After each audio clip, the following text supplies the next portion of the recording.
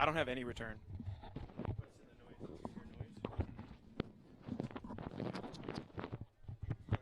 Nope. Test, test. Test. Yeah, I don't hear no Test. Yeah, it's mostly that background noise. Let's see here. Do you hear me?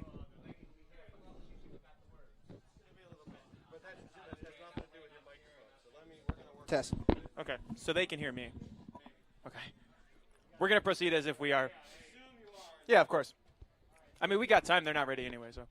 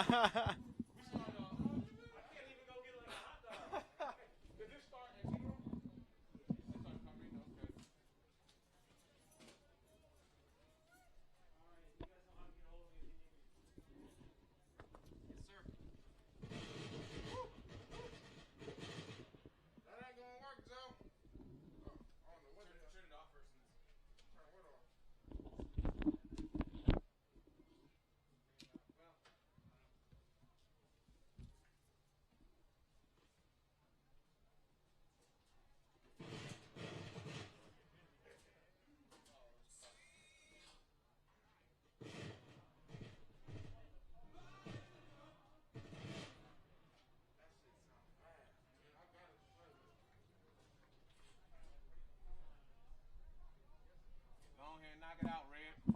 Knock out the vocal for us. You're singing, right? You're singing now.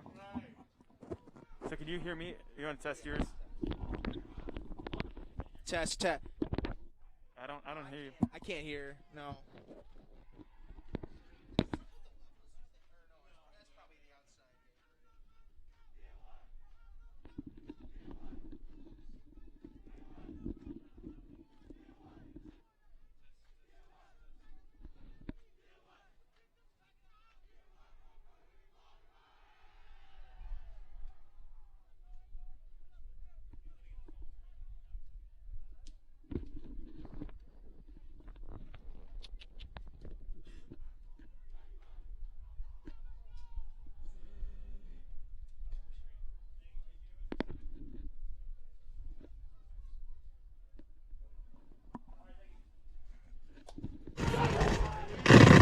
Test. Test.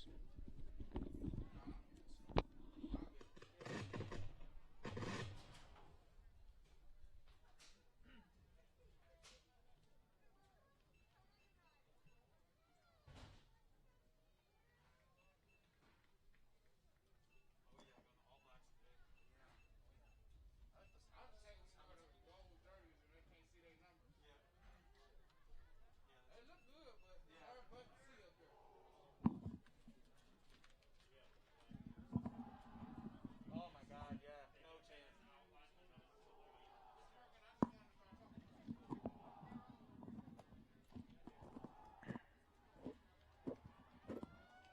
Now here's the real question: if we can hear each other over the thing with our masks on, though. But Test. I'm gonna keep this off. Oh, it's better now. Maybe, sir. You can hear me. Wait. Try again. Test 1 2. Test test. Like very, very low. Okay. Not high. Right. Oh, now I can hear you. If I adjust this. Yeah.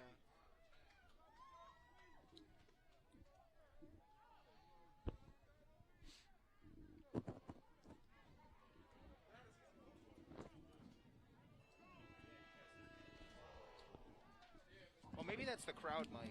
Good evening, ladies and gentlemen. Good evening on behalf of the Board of Education and Administration of Cleveland Heights High School. We would like to welcome you to Tiger Stadium for tonight's contest featuring our guests, the Maple Heights Mustangs, and your Cleveland Heights Tigers. Test 1 2. Test test. Test. Yeah, I can hear you, Pat. You can? Yeah. All right, well, we're just gonna go ahead then. Yeah, okay. Positive and respectful manner. This means follow the rules, speak and act responsibly, and show courtesy and respect your fellow fans, the officials and coaches, the administration, authority figures, and We are coming to you live from Cleveland Heights High School after a long, tumultuous summer with COVID-19. The Tigers are ready to be back in action here tonight at Hosford Stadium. It's the first game of a shortened 2020 campaign for the Cleveland Heights Tigers as they open up here at home against the Maple Heights Mustangs. Thank you for tuning in tonight. I'm Pat McGuire, along with Noah Taluki. Noah, it's going to be a very interesting night. It's not too many fans allowed here tonight, obviously with protocols in place tonight, but we are just about ready for football. It's going to be a great night. Oh, yeah, absolutely, Pat. And, I'm excited. Obviously Cleveland Heights' first game of the season, Maple Heights playing last week and losing against St. Vincent St. Mary's in a game that was kind of scheduled at the last second. But Cleveland Heights back in action. Not many fans out here, but obviously for the protocols and all that. But should be an exciting one. Two very similar teams in terms of offense and the skilled players. Should be really, really exciting. That's right. A lot of speed down there on both offenses. We're just about ready. 12 minutes are on the clock. Kicking this one will be Mike Pace for the Mustangs of Maple Heights High School. He kicks it from the near hash of his 40-yard line back there for the Tigers. Elijah Folks, as well as number 12, Darion Fair, taking this one. Folks, he's got it at the 20, past the 25. He'll dive forward just to about the 35, gets the nose of the football to the 35.5-yard line. And that is where the Cleveland Heights Tigers high-paced offense, like we mentioned, Noah, they're going to take over here. A sophomore quarterback starting in. He was just in there on the return, Darian Farr. He's only a sophomore, 5'8" in this rushing attack for the Cleveland Heights Tigers. It's going to be interesting to see how they go for Coach Kahari Hicks and Coach Max Stevens on the offensive side for the Tigers. And definitely a Bay Harvey last season, the kid from Sweden graduated, so it's a new quarterback, obviously, but at least what we've heard, definitely going to be a special player if he can just settle in. That's First right. game. That's right. On first down, the handoff directly to number 24, Owen Bisker. Dives forward for about 3 yards on first down. It's the same offensive system this year for head coach Max Stevens. He put this offense in place in about the 2017 offseason going into the 2018 season. So it's good to have some consistency for guys like Owen Bisker, who's I believe only a junior. He's actually a sophomore back there. He's directly behind the quarterback. Under center is Darian Farr. Second down and 7. Folks in motion. Another handoff to, actually it's a fake handoff to Bisker. Farr nearly losing it in the backfield. He'll lose 2 yards on the play. That's tough there. Just trying to settle in right now. Obviously, Owen Bisker, a strong player. That sophomore, as Pat mentioned, 6 foot, 205 pounds. Got to get some sort of rhythm going early, especially against this experienced Maple Heights defense. Trying to clear out the jitters as well. So it'll be 3rd down and 9. First time for the Tigers, facing an actual opponent here at live football. It's a sweep to Folks. He can't handle it. The ball is loose, and the Mustangs recover it. It'll be Maple Heights football at the 29-yard line. Just over a minute elapsed. Already a turnover in the books for the Maple Heights Mustangs. They've got the ball in great territory. Cleveland Heights, they just got to settle down. I mean, that's 2 fumbles in a row there. And that last one on the 3rd down obviously lost. But, a lot of new players on this team. Just one drive, settle them down. Maybe, hopefully, eventually, they'll get back into the swing of things. So it's the tale of 2 sophomore quarterbacks today. For the Mustangs, it'll be DeJuan King, standing at 5'8", 160. And that's a little bit generous if you look at him down there on the field. But the sophomore, he had a late season injury last year that he was a great passer of the football, but late season injury came up short of the 2,000-yard mark, but he'll have the ball in tremendous territory right at the 30-yard line of the Cleveland Heights Tigers. You got to also watch out for number 2, Delonte Hall. The coaches really, really praise him. A 3-year starter coming back as a senior, 9 touchdowns last season. Has a couple college offers from the FCS schools. Definitely lining up to your right side on the outside. Dynamic talent in the spread offense. First down and 10. The handoff goes to Jayden Payton. Straight ahead, diving to the 34.5-yard line. Picks up about 4.5 there on first down. Handoff to Jayden Payton Jr. Like I said earlier, Pat, similar offenses in terms of the very explosive, playmakers and how explosive they are. So definitely have to set the pace early in this one. We've seen all run plays so far. We'll see if the Maple Heights Mustangs dial one up here on second down and 6. 10:25 left to go in this first quarter. In the shotgun will be DeJuan King next to Jayden Payton. 3 wide receivers split out wide to the left, and split out on the near side is Keith Allen. Running it on the left side is Jayden Payton. He'll pick up another handful of yards, bringing it closer. 3rd down and about 1.5 yards. Third-year head coach Shaq Washington for Maple Heights. He really was talking about how he wanted more than what they had last year. Their 7-4 record, more expectations, more effort, especially a better play on the offensive line. And they have a lot of big players up front that can really push through for some of those talented speedsters that they have in the backfield. 3rd down upcoming for the Mustangs. They have to get to the Cleveland Heights 20-yard line. Back into the shotgun goes DeJuan King. Payton now goes to his right shoulder. 2 wide receivers split to either side. The ball on the near hash of the 22. In motion left to right is Keith Allen taking the snap and handing off to Payton. He breaks loose. He's across the 15. He's got the first down. Actually, he'll dive right down to the 15-yard line, but picking up a first down for the Mustangs is Jayden Payton. Very tough back to bring down back there. He's only 5'9", 175 pounds. Runs hard, though. Payton, 7 attempts, 68 yards last week in the loss against St. Vincent St. Mary's. And he's going to be their starter this year, and he's definitely going to have to perform in this one if Maple Heights is going to have some success.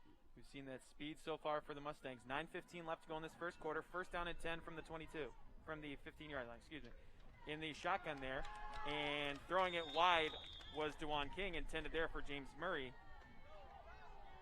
the senior receiver. So the first pass we've seen falls incomplete. We'll do it again at second down and 10 from the 15 of the Cleveland Heights Tigers. Pat, I'm just curious to see when are they going to target Delonte Hall. This is the red zone. 5'9", 160. A guy that can really find space, has those couple of FCS offers. See if he can get one in for 6. That's right. A little bit of confusion here for the Mustangs, looking for another football. 9:06 left to go in this first quarter. Second down and 10 following the incomplete pass. You mentioned Shaq Head coach Shaq Washington calling the plays from the sideline there. Back into the shotgun is DeJuan King. Next to him is Jaden Payton. King takes a snap. Now he's looking to throw to the far side. He's got Hall. There's your man at the 10-yard line. He pushes forward. He's right near the sticks. He'll bring him down at the 8-yard line. That'll bring up third down and about a yard and a half. First catch for Hall. And he was able, he had nobody within like 5 yards of him as soon as he caught that, getting him a little closer to that first down marker. It's exactly the play you were looking for, getting him the ball in space for Delonte Hall. And a nice play call there, Pat, as well. You know, just trying a little bubble screen, just trying to get it out to the flats as fast as possible. All right, it is third down. Third down and 3. Into the pistol now goes DeJuan King. Jaden Payton way behind him, standing at the 18-yard line. 2 wide receivers left, 2 wide receivers right.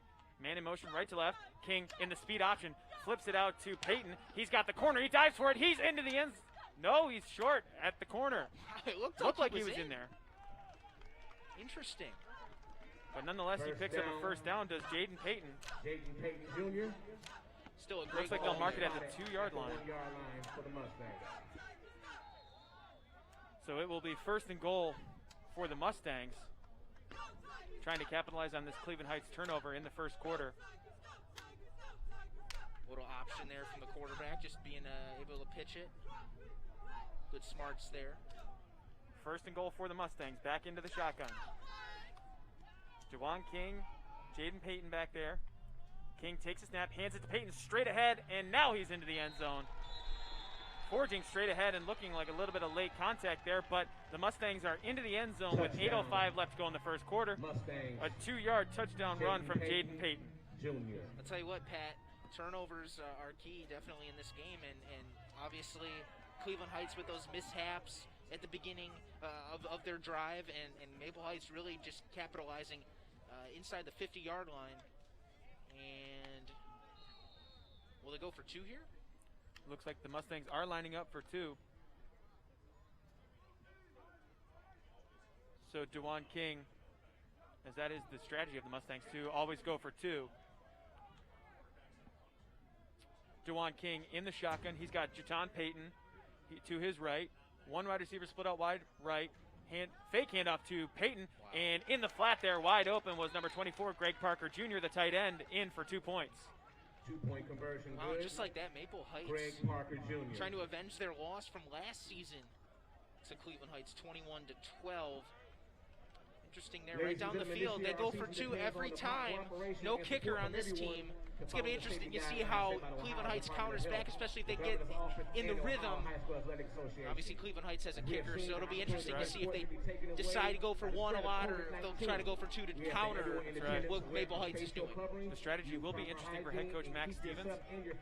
We'll also see how the Cleveland Heights defense is able to respond after this offensive drive, being back on their heels a little bit, pinned back at the 30-yard line in their own territory. That'll happen, though, when you've got a sophomore quarterback coming in for head coach Max Stevens.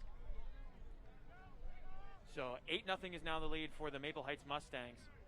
Back out there to kick it again will be Mike Pace III, the rare offensive tackle, defensive tackle, kicker combination.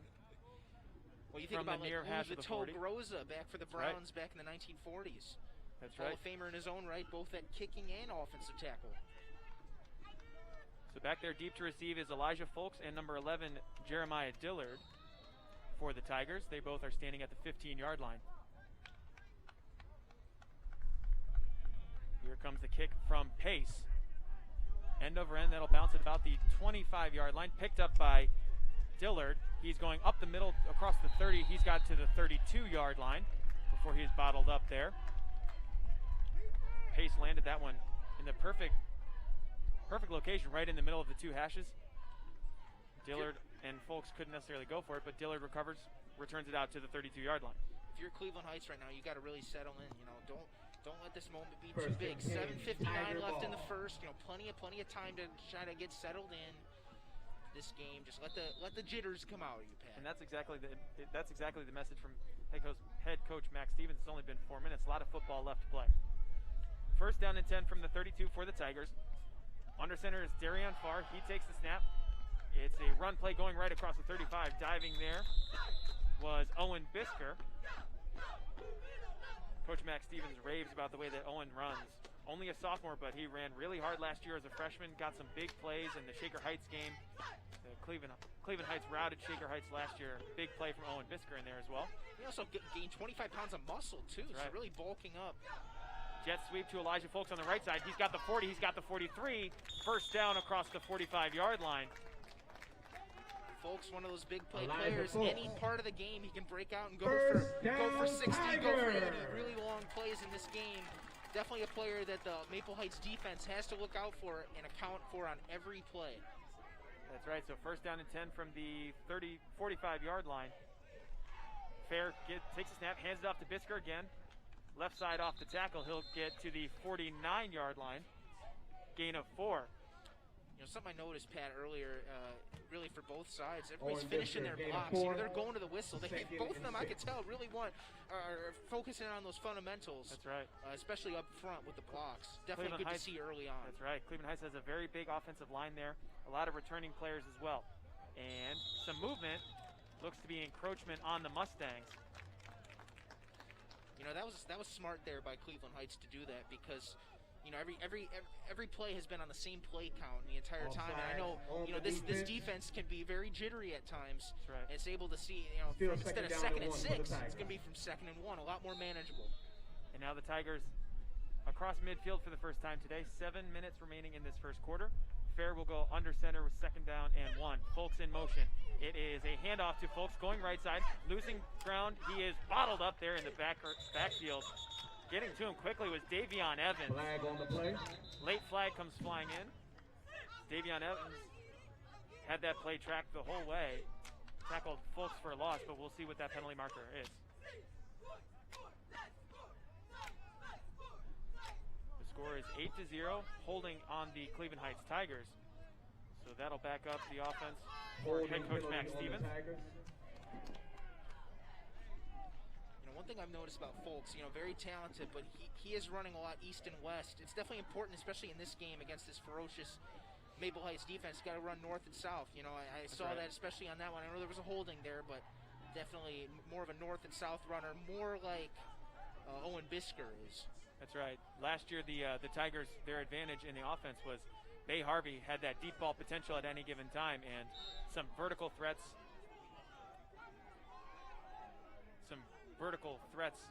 For the Cleveland Heights Tigers as the official signaled that was declined, but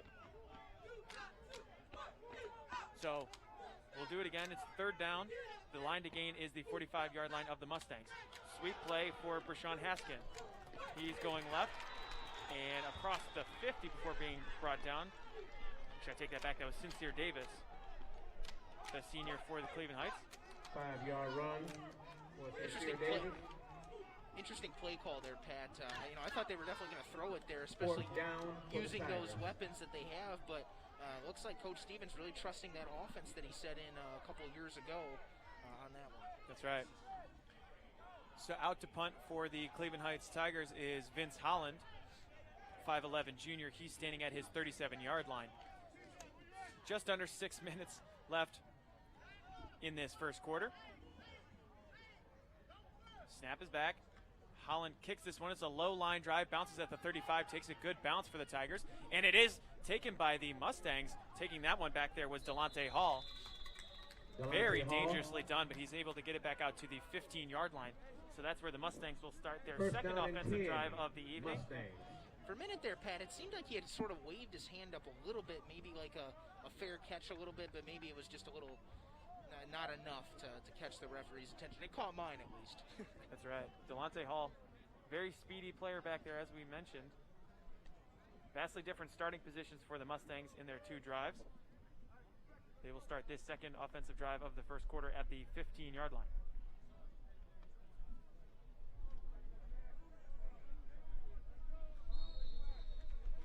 Cleveland Heights coming into this game very, very experienced on the defensive end. Definitely have to show on this drive that they're the ones that got more experience. That's right, Jalen Davis on the near side defensive end, looking to get a good rush here as King goes back into the shotgun. Takes snap as a handoff going right for Juton Payton. He is off the tackle to the 19, 20-yard line now. Junior. John Payton, gain of 5 on first down. 5 yards. The running game has been pretty effective so far for the Mustangs. Still waiting to see them dial up a deep play for the likes of someone like Delonte Hall. Keith Allen also on the outside. Second down and 5. DeJuan King in the shotgun, takes a snap, bubble screen, looking for Allen out there. Great tackle, actually breaking the tackle was his man out on the outside across the 25-yard line for a first down. I see definitely a play you got to make there. You know, great play call again. The 2 passes that we've seen have just all been bubble screens, trying to get these guys out in space.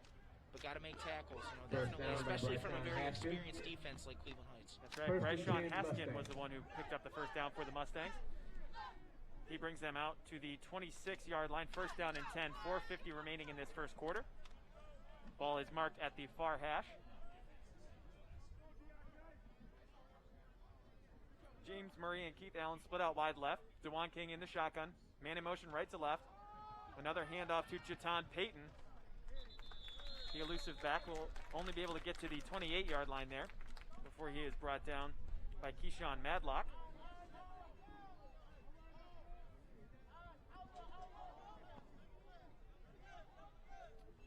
Cleveland Heights, you got to watch out for defensive end Jawan Edwards. 10 sacks last season, 6 foot, 210-pound senior on that right edge. That will be the key for the Cleveland Heights Tigers defense, is that defensive line. If they can get pressure on the opposing quarterbacks, they do play a 4-3, so that'll be critical. King takes the snap, looking to throw on the out route. It is caught there by Delonte Hall at the 33. He goes down. The ball came out late, but they say he was down. There, kind of had a hard time grabbing it at first, kind of bobbled it, but then was able to hang on to it. But yeah, making sure that you secure that football. Third and 2. Tiger defense. So it was a pickup of 7, third down. It's and about a yard. Down. 3 minutes and 30 seconds remaining in this first quarter. Cleveland Heights trails 8-0 to the Maple Heights Mustangs. The Tigers elected to receive after winning the coin toss, and then they turned it over.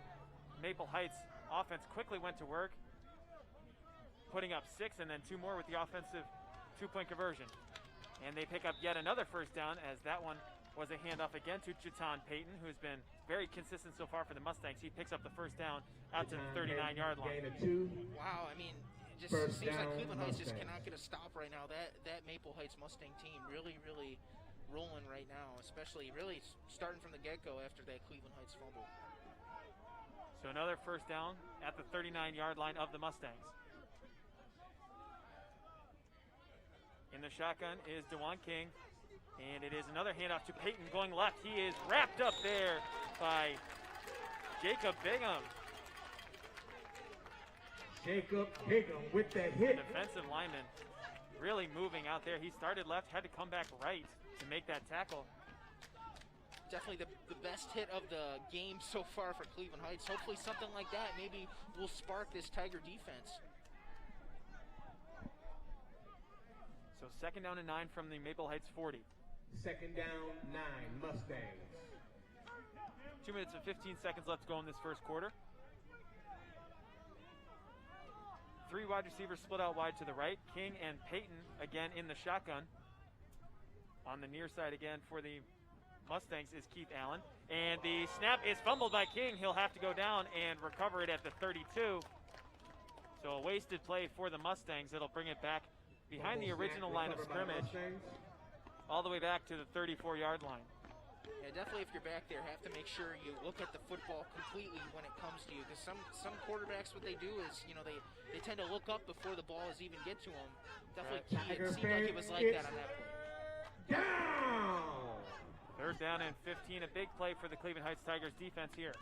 1:28 left to go in this first quarter. King and Payton back into the shotgun. Keith Allen split out wide left. 3 wide receivers split out wide right. We'll see if they take that deep shot we were talking about, Noah.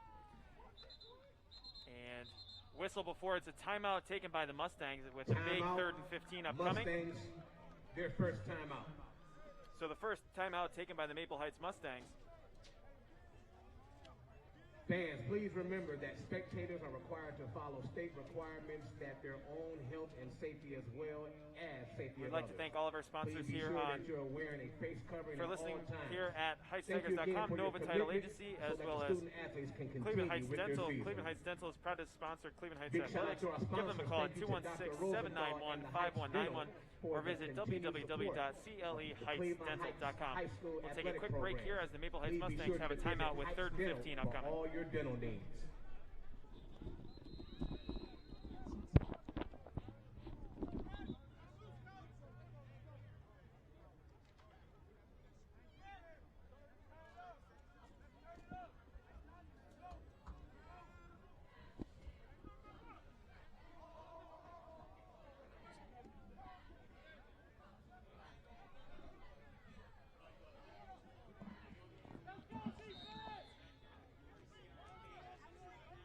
15 for the Maple Heights Mustangs.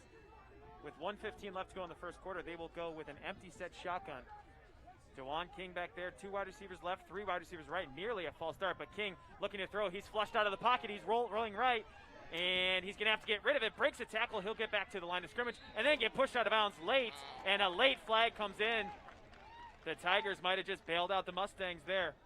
Interesting. It seemed like he had Hall open a little bit past the 50-yard line, and then he had to run. It looked like he didn't see him because everywhere else on the field, the man was covered, and was fortunate enough to get that late hit out of bounds. Bring up, should be a first down. Seems like it will be a first down. Coach Max Stevens out on the field awaiting an explanation. 2 very fiery head coaches. Always an interesting game. Yeah, big rivals, of course, just down Lead Road. Of course.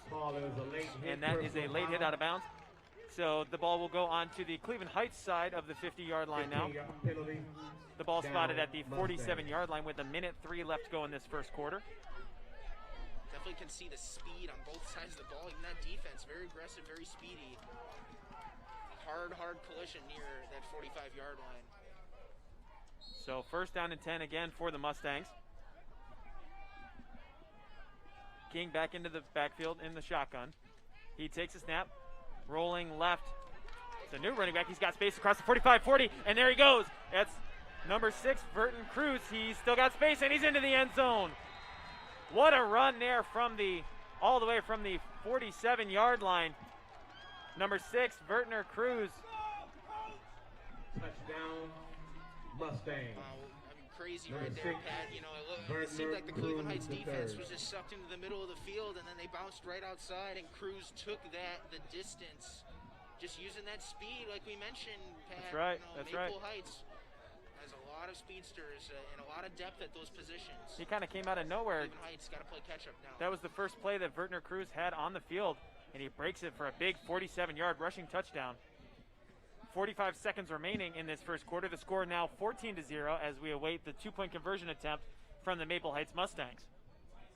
It's a pretty simple stretch run left, Noah, but as you said, a lot of the linebackers got caught up in the second level in the center of the field and gave Cruz a lot of space on the outside.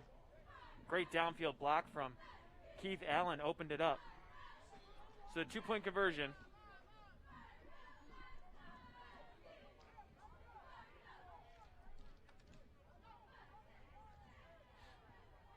So King back there in the pistol. This time he's got Jaton Payton behind him. Motion left to right is David Miller, and the ball is on the ground and covered up by DeJuan King. So the 2-point conversion, no good. They're 1 of 2 as we've got late whistles and a little bit of pushing there, but 45 seconds remain here in the first quarter. It's been 2 touchdowns and 1 2-point conversion for the Maple Heights Mustangs. That makes the score 14-0 with 45 seconds left to go in this first quarter. We'll take another quick break here from the corner of Cedar and Lee. You're listening to Cleveland Heights Tigers football on HeightsTigers.com.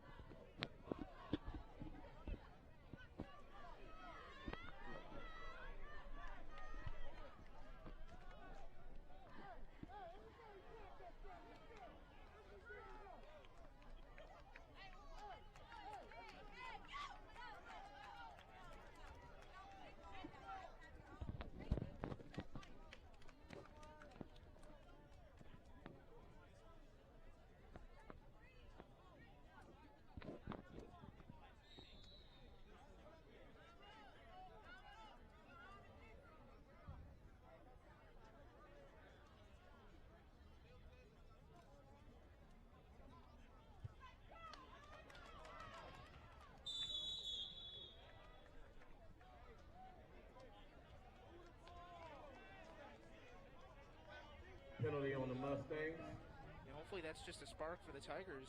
Just kind of like a line drive kick out of bounds. Right. Hopefully they just need some sort of spark right now, something to get this offense going. I know obviously Maple Heights did play a game last week. Cleveland Heights did not. So this is first game for them. At least Maple Heights has a game under their belt to kind of get the kinks out. Yeah, especially Maple Heights playing a talented team like St. Vincent St. Mary. So first down and 10 for the Tigers from the 35-yard line. Into the shotgun goes King, hands it off to Bisker. He's got space left. He breaks this one open to the 45. He's going left across midfield. He cuts outside into Mustangs territory. He goes out of bounds at the 48-yard line. A good run there from Owen Bisker. And that's what you need if you're Cleveland Heights, Pat. Obviously 6 foot 205.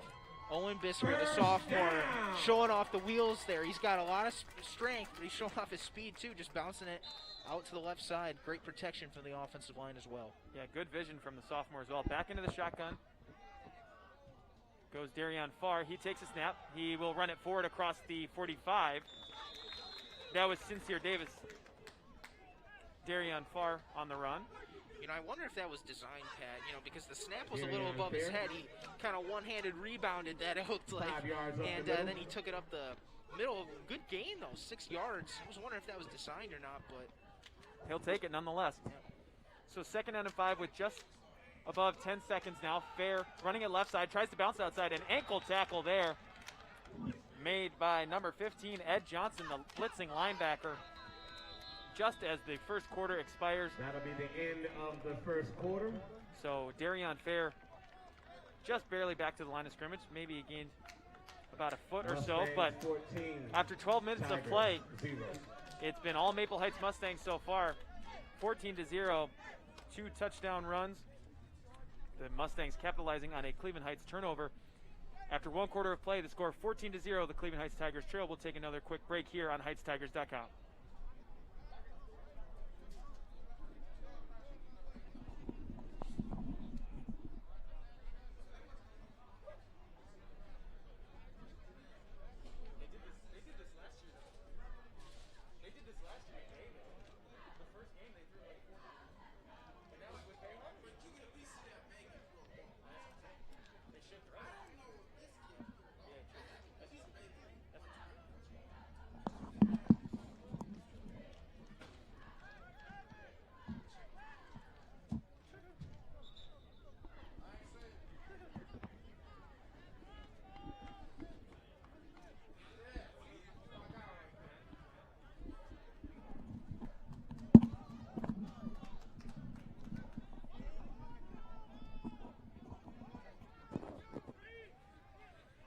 One quarter in the books here at Cleveland Heights High School. The score 14-0, the Maple Heights Mustangs leading in this Lake Erie League matchup against the Cleveland Heights Tigers.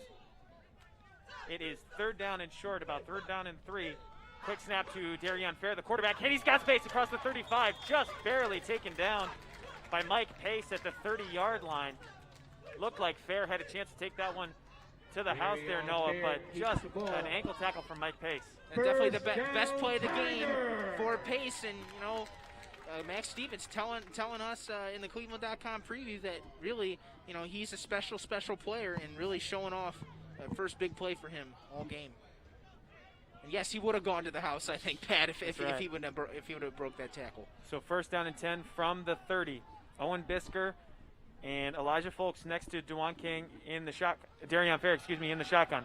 Elijah Folks takes the handoff. He's running right side towards the middle of the field. He will push forward to the 25, picking up half the distance to the first down marker at the 20-yard line.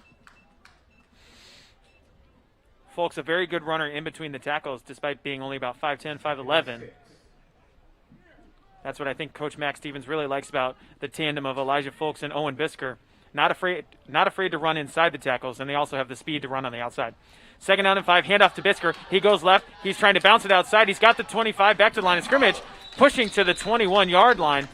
Bisker with a really well-earned 4-yard run. I'll tell you what, the sophomores usually don't make that runs. I mean, he was just strong and powerful there. He used that strong, stiff arm of ours, gaining those 25 pounds of muscle over the offseason, dragged about 3 or 4 guys with him. Really, really impressive to see that from Bisker early on. Third down and 1.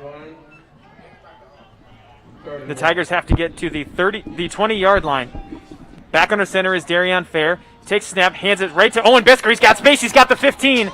Out to about the 14-yard line. Dead straight for Owen Bisker. Back-to-back runs for the sophomore. He picks up another first down. Slowly but surely, Cleveland Heights moving the ball now, getting a couple of third down conversions. Now they're inside the red zone, looking to score for the first time today. Inside the red zone, as you mentioned, 10 minutes and 10 seconds left to go in this second quarter. The score is 14-0, the Mustangs leading, but the Tigers knocking on the door. Jamarion Lanham slot right, and then split out wide is Jeremiah Dillard. Back under center goes Darion Far. Hand off to Elijah Folks going right side, and he breaks the tackle. He's got a chance at the 15. A flag comes in. Folks still running, but he is brought down at the line of scrimmage. Flag on the play. This could be holding here on the Tigers. 9:41 left to go in the first half. And it Illegal block on the Tigers. So an illegal block on the Tigers. That'll back them up. That'll back them way up. Now that's a 15-yard penalty all the way out to the 29-yard line. That's tough for Cleveland Heights. Elijah Folks seemed like he broke about like 4 or 5 tackles on that play, bouncing left and right there, but Folks a unfortunately very just got hard called runner, back. but nothing you can do about a penalty there. So it is first down and long. They have to get all the way to the 5-yard line. They stand currently on the 29. Darion Fair in the shotgun. Folks to his left, Owen Bisker to his right. Fair takes a snap, looking to throw deep on the near side. He's got Dillard out there, and it's caught for a touchdown!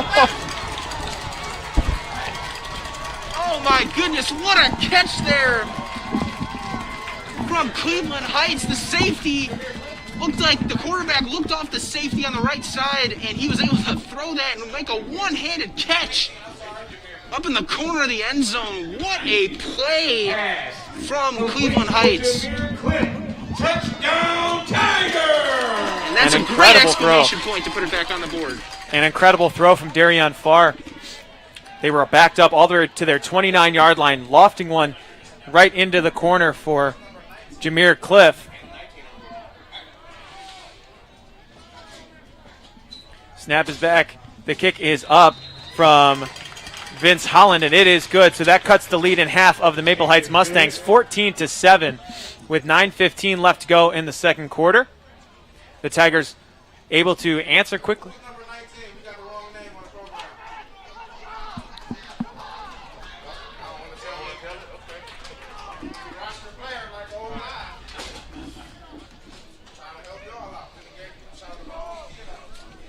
You know, Pat, that was definitely a great play call there from Max Stevens. I mean, you know, they've been running a lot this game, barely any passes, but able to just kind of sneak up on them for a surprise and first deep ball of the entire game. And it is a successful play for the Tigers, and that is really the spark that they need right now. That's right. That's a lot of confidence. They got to make sure to hold Maple Heights. You know, they have that explosive attack, scoring on their first 2 drives. That's right. Of the game. That's a lot of confidence in your sophomore quarterback as well. So Vince Holland will tee it back up at the 40-yard line on the near hash. Back deep to receive Delonte Hall for the Maple Heights Mustangs. He's standing at about his 19-yard line. And here is the kick from Vince Holland. It's a good line drive kick, caught by Hall right at his 10-yard line. Spins around, he's across the 15 to the 20. He's got space now, 25-30, 35-40. He's got a lot of space to the 44-yard line. Delonte Hall, a game-breaker type player, returns this one all the way out to the 40-yard line, a 30-plus yard return. Well, he bobbled that ball at around the 10-yard line, and then I was watching the Red Sea looked like it was parting, and then he just went right up there. And luckily, Danny Stevens was able to tackle him, but if it wasn't for him, he would have been gone. That's right. To the end zone.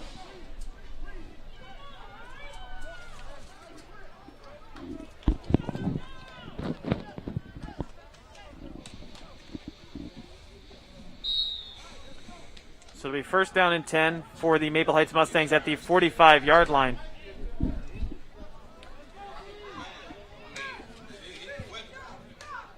Dewan King will go into the pistol. Jaton Payton behind him. Actually, they'll go into the shotgun. 2 wide receivers left, 2 wide receivers right. Split out wide to the right is Bryshawn Haskin and Keith Allen. It is a handoff to Jaton Payton. He's got the 45-yard line, but no more there. Again, Keyshawn Madlock stopping that play, as well as Jacob Bigham.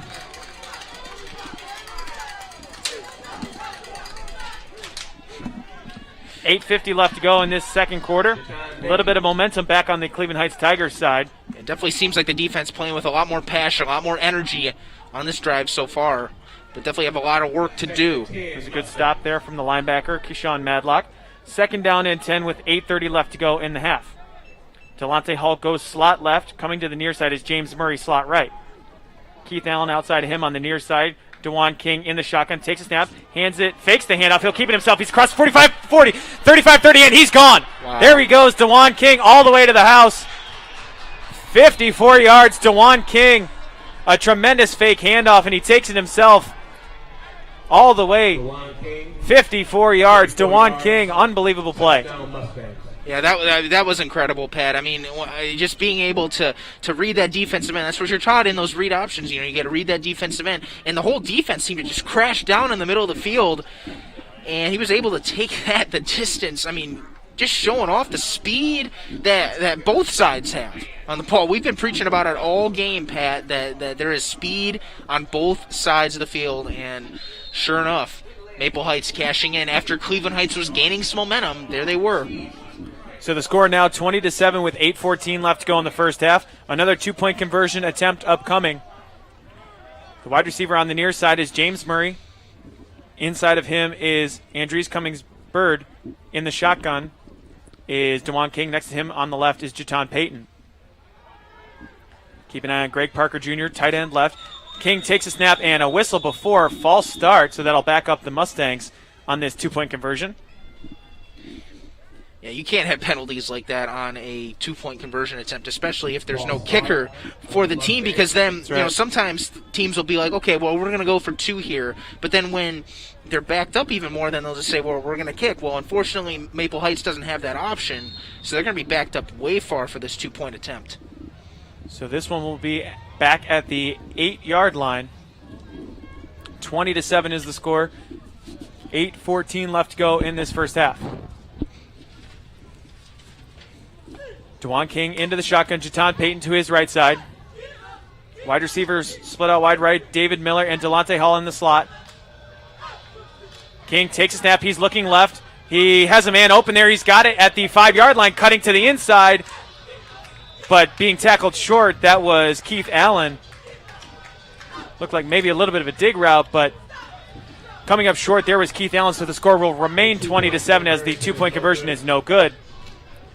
Cleveland Heights will look to get the ball back again and get their offense into some rhythm here as they now trail 20-7 after another touchdown, this time 54 yards all the way himself. Dewan King making it 20-7. 8:13 left to go in the second quarter. We'll take another quick break here on HeightsTigers.com.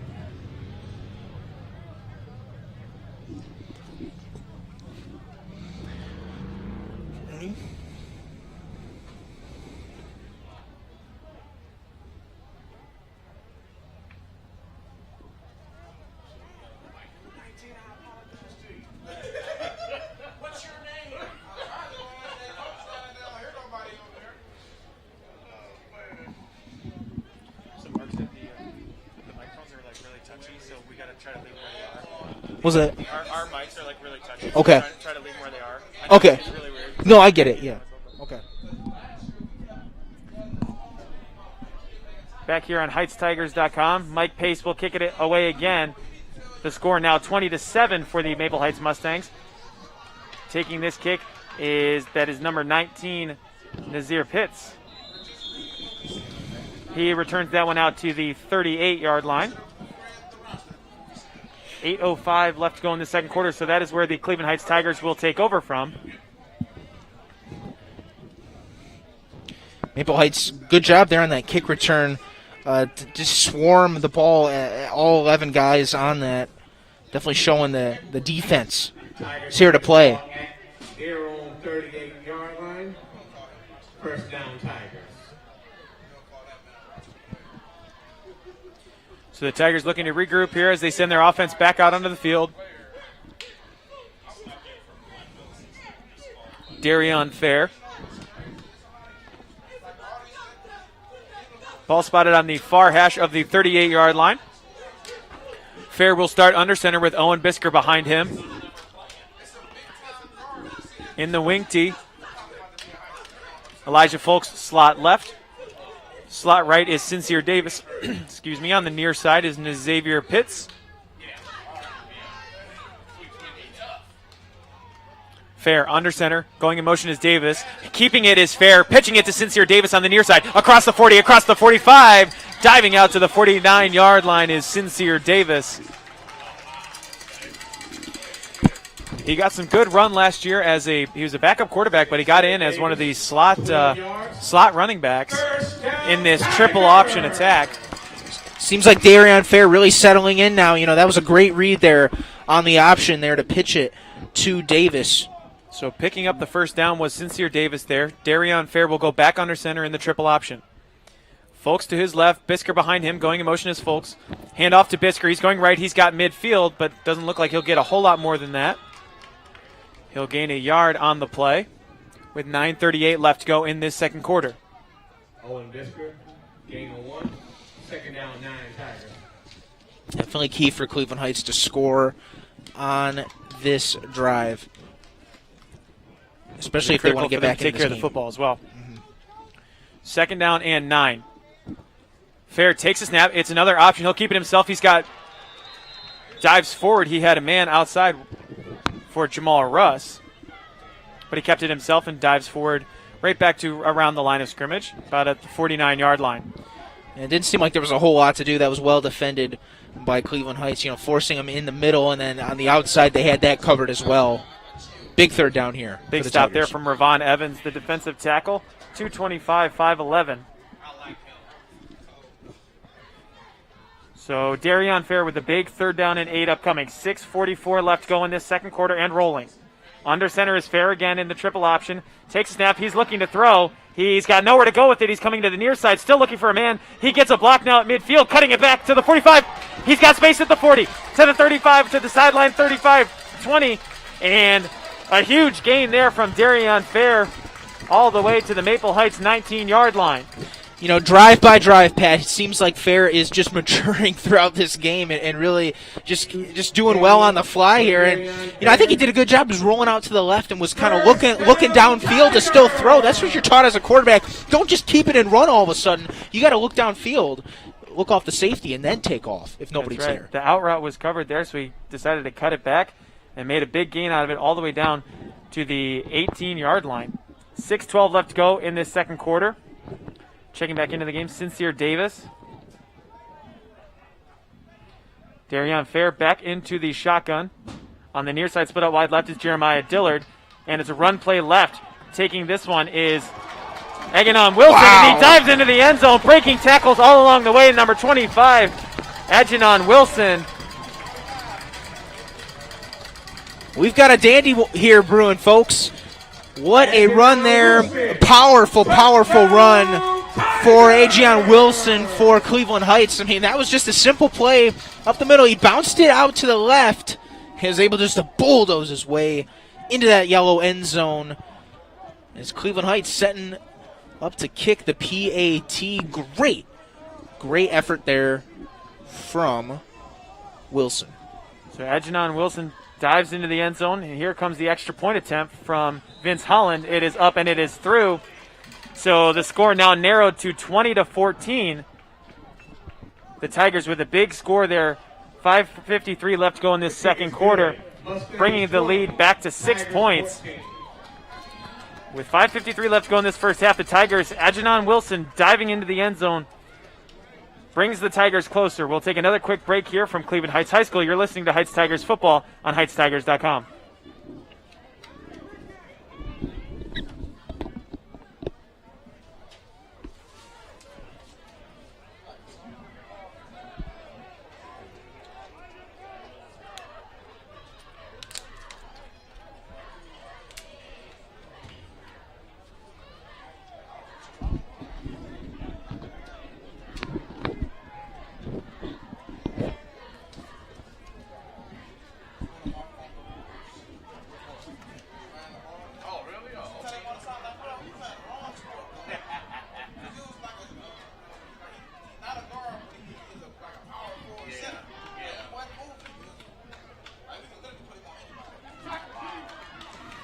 Back here on HeightsTigers.com, the Cleveland Heights Tigers just punched that one in. Adjanon Wilson from 17 yards out makes it 20-14 deficit now.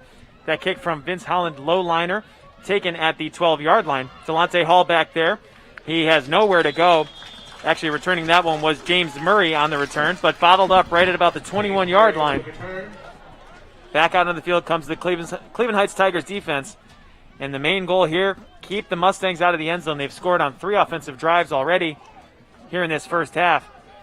The main goal with 5:47 left to go in this first half, keep the Mustangs out of the end zone. So far in this game, Pat, you know, every time Cleveland Heights gets some sort of momentum, it's just snuffed out like a candle from the Maple Heights Mustangs, and this is key. Like you said, Pat, you have to get a stop here. Show that experience. Show what that experience is all about.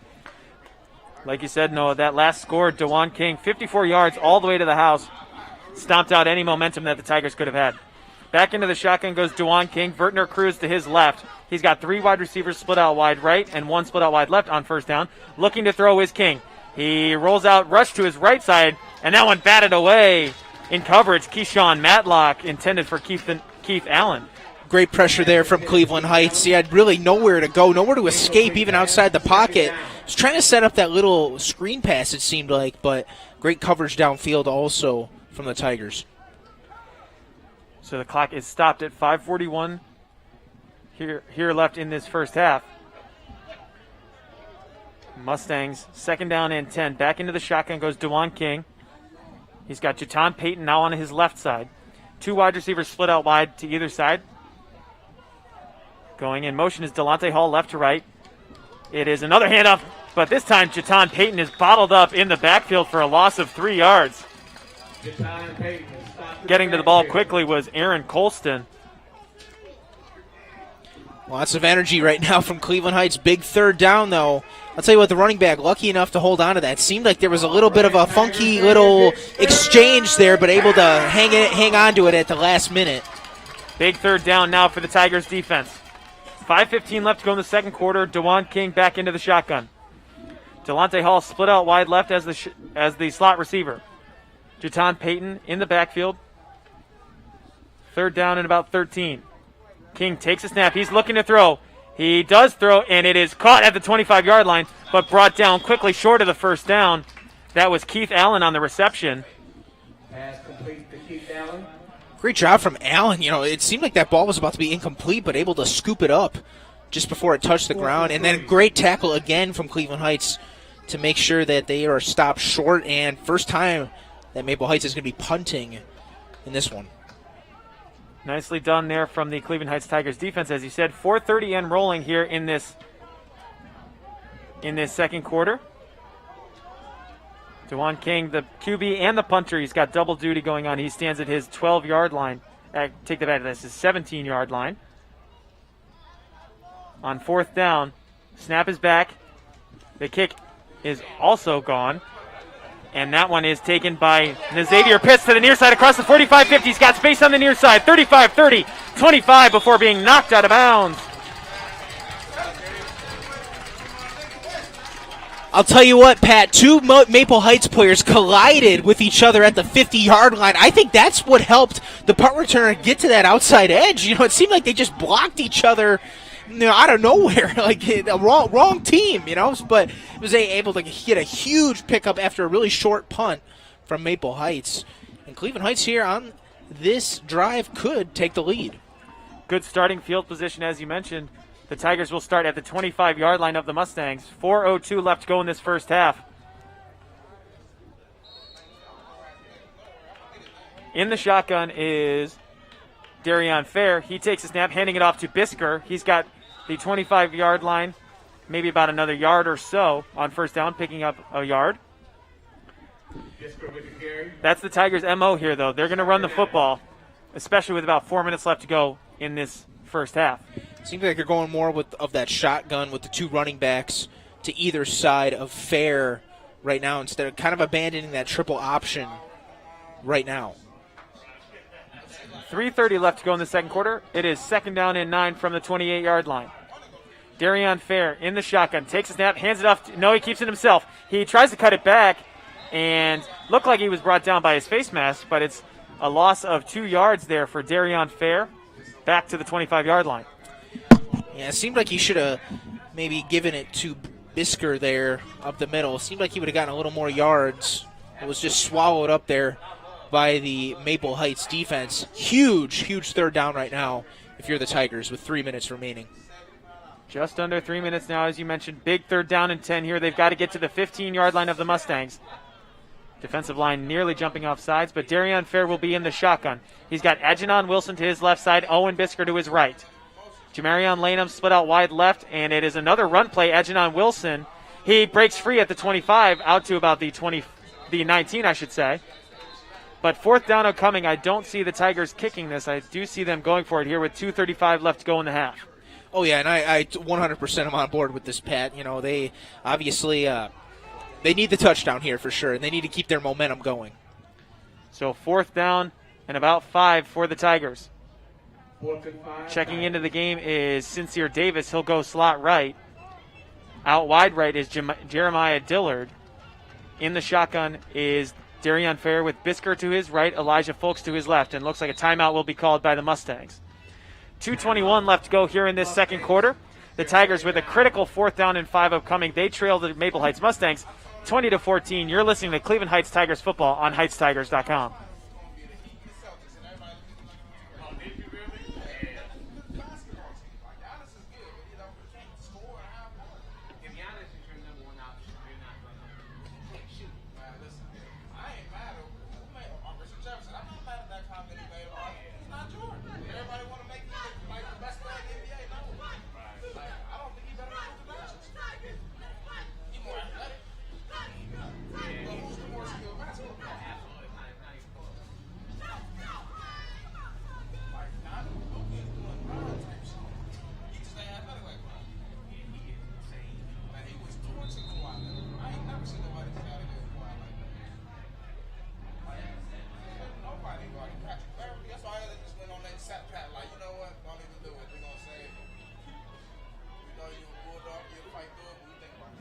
Back here on HeightsTigers.com, a critical fourth down upcoming for the Cleveland Heights Tigers. 2:21 left to go in the half.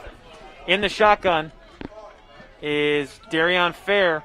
He's got Elijah Folks to his left, Owen Bisker to his right. On the near side, Xavier Pitts split out wide. Looking to throw. It's another jump ball to the end zone. Looking for Pitts. It is caught in the end zone for a touchdown, Xavier Pitts. The Tigers tie it up. What a play there from Pitts. I mean, it seemed like it was a low snap. Fair could have just ran out to either side, panicked, but instead the sophomore quarterback showed some poise right there and threw that ball. Nice fade to Pitts, and that's his second touchdown of the game. And this is a tie ball game, and pending the extra point, Cleveland Heights can take their first lead of the game. A great play call there from Max Stevens, and I really like the call to go for it on fourth down. So for the lead here with 2:15 left to go in the first half, the snap is back. The kick from Holland, it is up and it is good. So the Tigers take their first lead of the ball game with 2 minutes and 15 seconds left to go in the first half. It was a beautiful deep ball from Darion Fair to Xavier Pitts in the near corner. On fourth down and 5, a huge pass play. They take their first lead 21-20. We'll take another quick break here on HeightsTigers.com.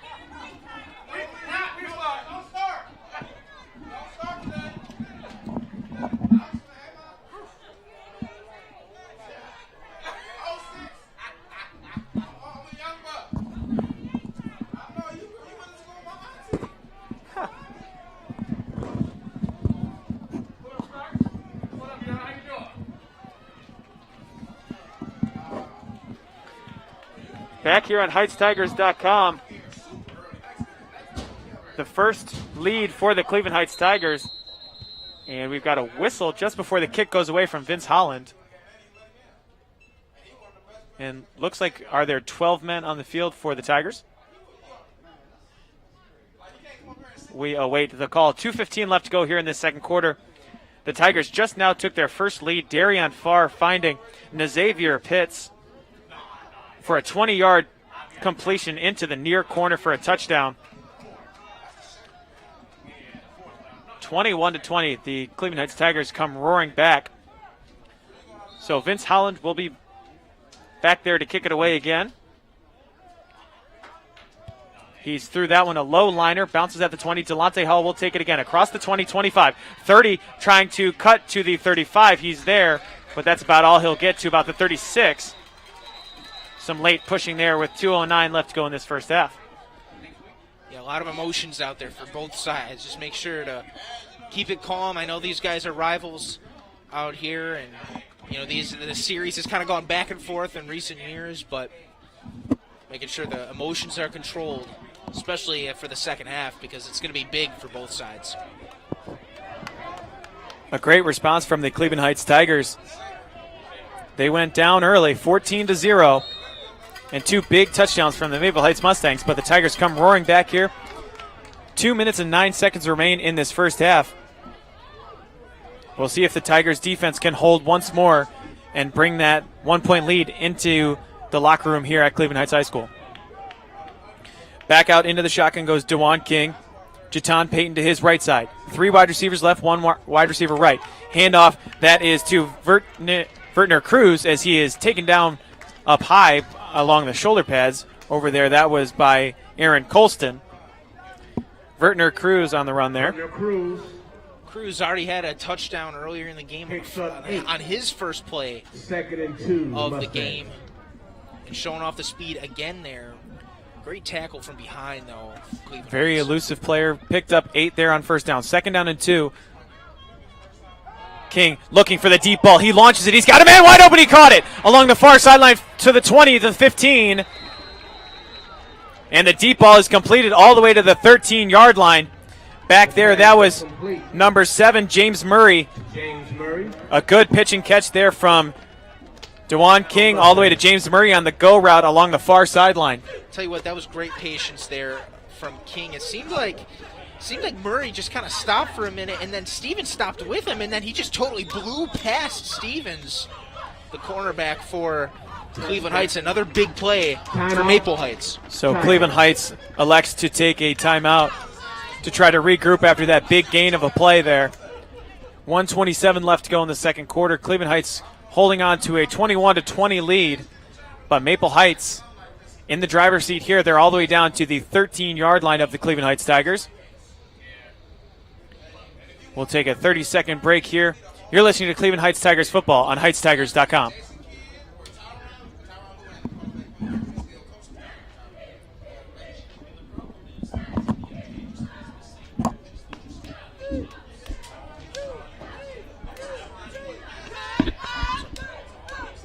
Oh, you want to take a picture?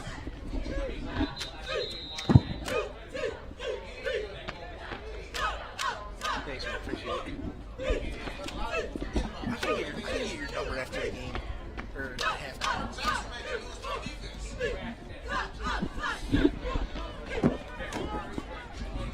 We're back here on HeightsTigers.com. 1:27 left to go in this first half. Another big gain for the Maple Heights Mustangs brings it down to the Cleveland Heights 13-yard line. In the shotgun for the Mustangs goes DeJuan King. Jatan Payton to his left side. Trips to the right. 1 wide receiver split out wide left.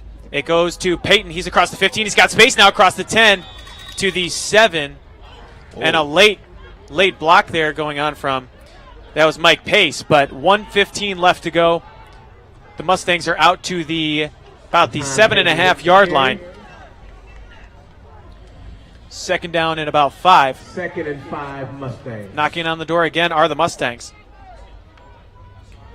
Tell you what, Pat, noticed on that play, the receivers did a good job blocking on the outside. Definitely key for the Mustangs. Really, the skill players showing off their speed, but also their willingness to block. That's key, especially for great receivers. Under a minute left to go in this first half. King in the shotgun. He's got Vertner Cruz to his right. Trips left, 1 wide receiver right. He fakes the handoff to Cruz. He's got nowhere to go in the backfield. It's Jalen Davis. A huge play from the senior defensive end. And a timeout will be called by the Maple Heights Mustangs. There he was, Jalen Davis, 6'5", 210, also a wide receiver on the offensive side. Coming up big there, a huge stop. And Maple Heights going to have to think what they're going to do here on this 3rd down. So that'll be 3rd down and 11 upcoming. 31 seconds remain in this first half. Cleveland Heights clinging to a 21-20 lead. Coach Watley and Coach Max Stevens, the defensive specialists, talking with the defense, got a hold here. 3rd down and 11 after a big play from the senior Jalen Davis. Two-sport athlete, center on the basketball team, as well as obviously a defensive end and tight end for the football team. Interesting to see what Maple Heights is going to dial up here, because you could either you could throw it to those skill position players, you could try to run it, try to get some yards, because they don't necessarily need the end zone to get a first down. They right. need to get up to I believe the 3-yard line. No timeouts remain for the Maple Heights Mustangs. They go in an empty set shotgun with DeJuan King. Trips left, 2 wide receivers right. King looking to throw. He's pressured. He's at the 20. A flag comes flying in that's holding back there. That one falls incomplete as there was a big collision on the goal line. 25 seconds left to go in the half. Yeah, and Hall a little slow to get up there. Yeah, huge collision, but really, really nicely defended by Cleveland Heights. So there are actually 2 penalty markers back there, and it is indeed holding. So I believe the Tigers will probably decline that as it fell incomplete.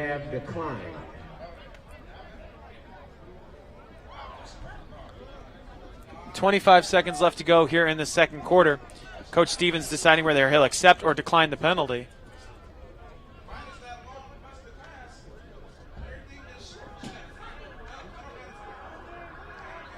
So the penalty is indeed declined by Coach Max Stevens. 4th down and 11 now for the Mustangs. 25 seconds left to go in the half. A big play here for the Cleveland Heights Tigers defense. They lead by 1. DeJuan King back into the shotgun. Jatan Payton to his left side. Trips to the left. Keith Allen split out wide right. King looking to throw. Dumps it off to Payton. He's got it at the 15. Bounces it outside to the 10, but he's not going to get there. A turnover on downs from the Cleveland Heights Tigers defense. Keyshawn Madlock with a big stop there with 14 ticks left to go in the half.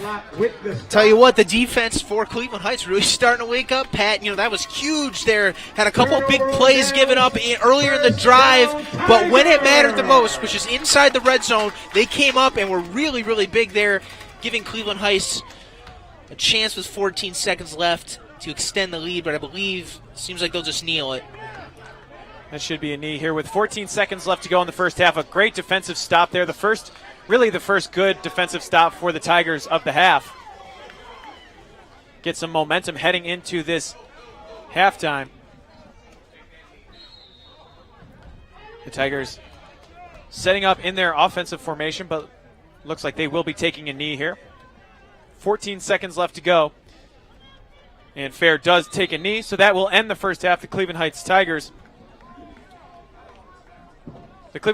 will take a 21-20 lead into halftime as the Mustangs don't have any timeouts. So there goes the clock for the first half. Cleveland Heights Tigers come roaring back here late in that second quarter. They now lead 21-20. You're now inside the Nova Title Agency halftime show here at HeightsTigers.com. We'd like to thank all of our sponsors here on HeightsTigers.com. Nova Title Agency, Cleveland Heights Dental, The Wine Spot, as well as Heights Grill. Heights Bar and Grill, I should say. You're now inside the Nova Title Agency halftime show. Noah, your impressions from the first half? Oh, yeah, Pat. I was really impressed, especially from Cleveland Heights later on in the second quarter. I mean, they were phased a little bit early. They were allowing those big plays from Maple Heights. But then, like I was saying before, new quarterback for Cleveland Heights. They just got to just get settled in and be poised and be calm. And really, later on in that second quarter is really when they showed that right back into this game, 1-point lead. But Maple Heights, I'm sure they'll be still coming out with some bigger plays in the second half, but we shall see. Maybe it'll be a tale of two halves, or maybe it'll be the same thing like the first half. So we'll have to see. This is definitely a dandy brewing here on the corner of Cedar and Lee. Of course, no, and it's going to be a different Nova Title Agency halftime show, as there's obviously no Marching Tigers marching band, so it'll be a shortened halftime. But we'll take a break here at HeightsTigers.com. The Cleveland Heights Tigers leading the Maple Heights Mustangs 21-20 after one half of play.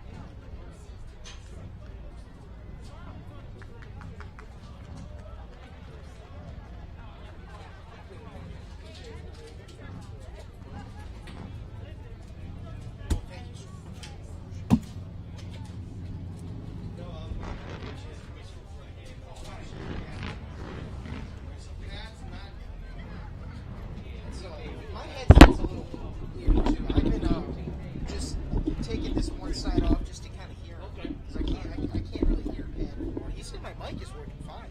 Yeah, I hear both of you guys. So this needs to be up. That's down, you won't hear anything. Oh, it's on this side. Yeah. So that controls. Essentially, you've got all three of these to control. Okay. Starting on the left. This one controls the headphones. If it's still too soft, you can turn up the master. Oh, okay. Check. 1, 2, 1, 2, 1, 2. Hey. Yeah, I still can't hear anything. Turn it up more. Absolutely. Hey, go ahead and turn that down. Oh, this. Yep, that's right there. Oh, it seemed. Wait, let's see. No, Turn this knob up. Let it go. that's a crowd mic, I think. Well, you might be hearing. Go ahead and talk. Yeah, I hear the crowd now. Test. You guys is too. I can go adjust that so you don't hear the crowd so much. Gotcha. No, why don't you say something? Go ahead and talk Oh, some more. yeah. Oh, what was that? Keep talking. Oh, test. Let me go look. Test. Leave it right where it is. You hear the crowd. Yep. I do, That means yeah. everything is working. Okay. So this means I gotta tweak your guys'. Oh, okay. I see. Hey, you hear that? Good. That's for you. Oh, thanks. Yeah, good. This is no good. No minor league baseball. I don't know. Right. So what are the Ducks doing just not? Well, we've had a bunch of like travel baseball stuff. Yeah, hosting like travel baseball and youth travel baseball stuff. Like I would so much rather have baseball, but we didn't furlough us, so I'm not gonna complain about it, you know. But yeah, for sure. Yeah. No marching band, I know. You want to take a picture? Absolutely. Who's that? By the way, What were you saying, Mark? you guys really celebrated good guys. You guys been paying all the time? This is our first one together. Oh, really? Okay. The Cavs last year. Yes, sir. Absolutely. Yeah, it's weird, man. I do the basketball games too. Oh, do you? Okay. Yeah, I play and stuff. Just for heights or just? Yeah, mostly just for heights, but football and basketball. I love doing the basketball games. Ice basketball. I got JR too. Yeah, I just talked to him over there. It's good, dude. I like him. Yeah, we like our brothers. You ain't see him, but my brother was right here. He was the quarterback, and his brother was the receiver, Amari Brimmer. So we were the ball boys. So we were on the sideline. So to see him, what he's doing, like, you know, it's like, wow. Oh, yeah. That's crazy. We used to go to school. 95, right? State champ? 97. 95. 95 was runner-up. Yeah, 93, 94, 95 was runner-up. And then 2003, they went down and they lost in the Final Four. 97, yeah, they oh my God. But I was there, I was junior year. Yeah, right.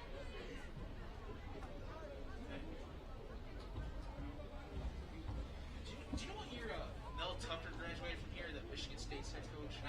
Oh, 90.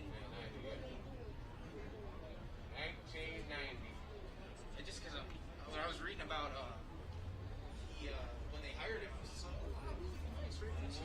He's been everywhere though. Well, yeah, He's been everywhere. He's Georgia, Jacksonville, Jaguars. came from Colorado. Yeah, Colorado. He coached at Ohio State. Yeah, I saw that. Yeah. So yeah, Mel and Tucker, his younger brother played there too. Tucker. Okay. Wasn't as good as him, obviously. Did Mel play in college? Yeah. Oh, he did. Yeah.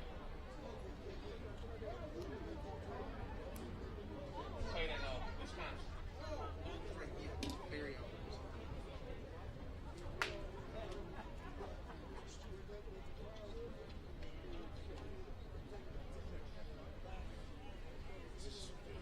Really nice campus. I like it. Oh yeah. Took a while for it to get there. Yeah, I heard about the. Good. They were at Wiley for some years, for like maybe a year and a half or something like that. I mean, just from the outside, it's Oh yeah, it's beautiful inside. Like I still get confused every time I walk in. Like, what the hell is this? Is that the gym over there? Yeah, yeah.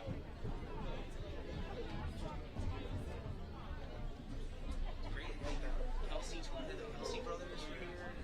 Good Over legacy. the All right, number 19's name is Deshaun Evans. Deshaun Evans. Yes. Write that down. How the hell did you put that in there, coaches? Hey! We transferred. Yeah. He's clear, though. Definitely clear.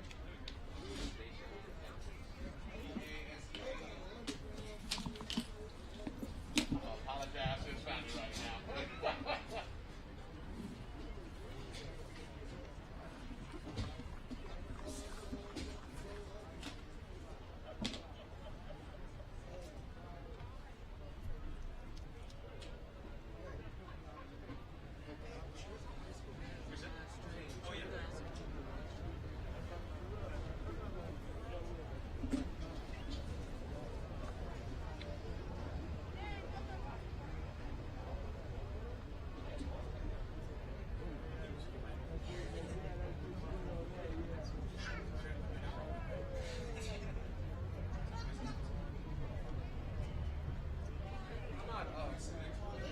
Lady from the Cavs came and spoke to one of my classes the other day. Natalie Davis. Oh yeah, absolutely. She works in youth sports and marketing. Yeah. Really nice. God, she's very nice. I work for her all the time. There was a guy, Kyle Hubbard, too. Yeah, he was he went to John Muir. He was a coach for us for a little Yeah. bit. He went to Roxborough as a middle school. Okay, yeah. He went to St. Anne's. Right. But he's one of the coaches for our youth basketball. Awesome.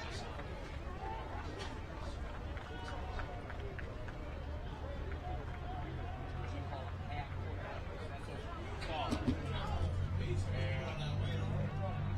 But that's all he likes to do. So when he's doing these camps, he's one of our coaches. He always makes half court shots. And includes the Incredible. Half-court hubby. half-court hubby. He's my city, man. He was pretty good at when he played at John Muir, too. Oh, yeah. Absolutely. I wish he'd stayed there. I can't say that because I ain't stay here. All our top kids play. Yeah, absolutely. Like, I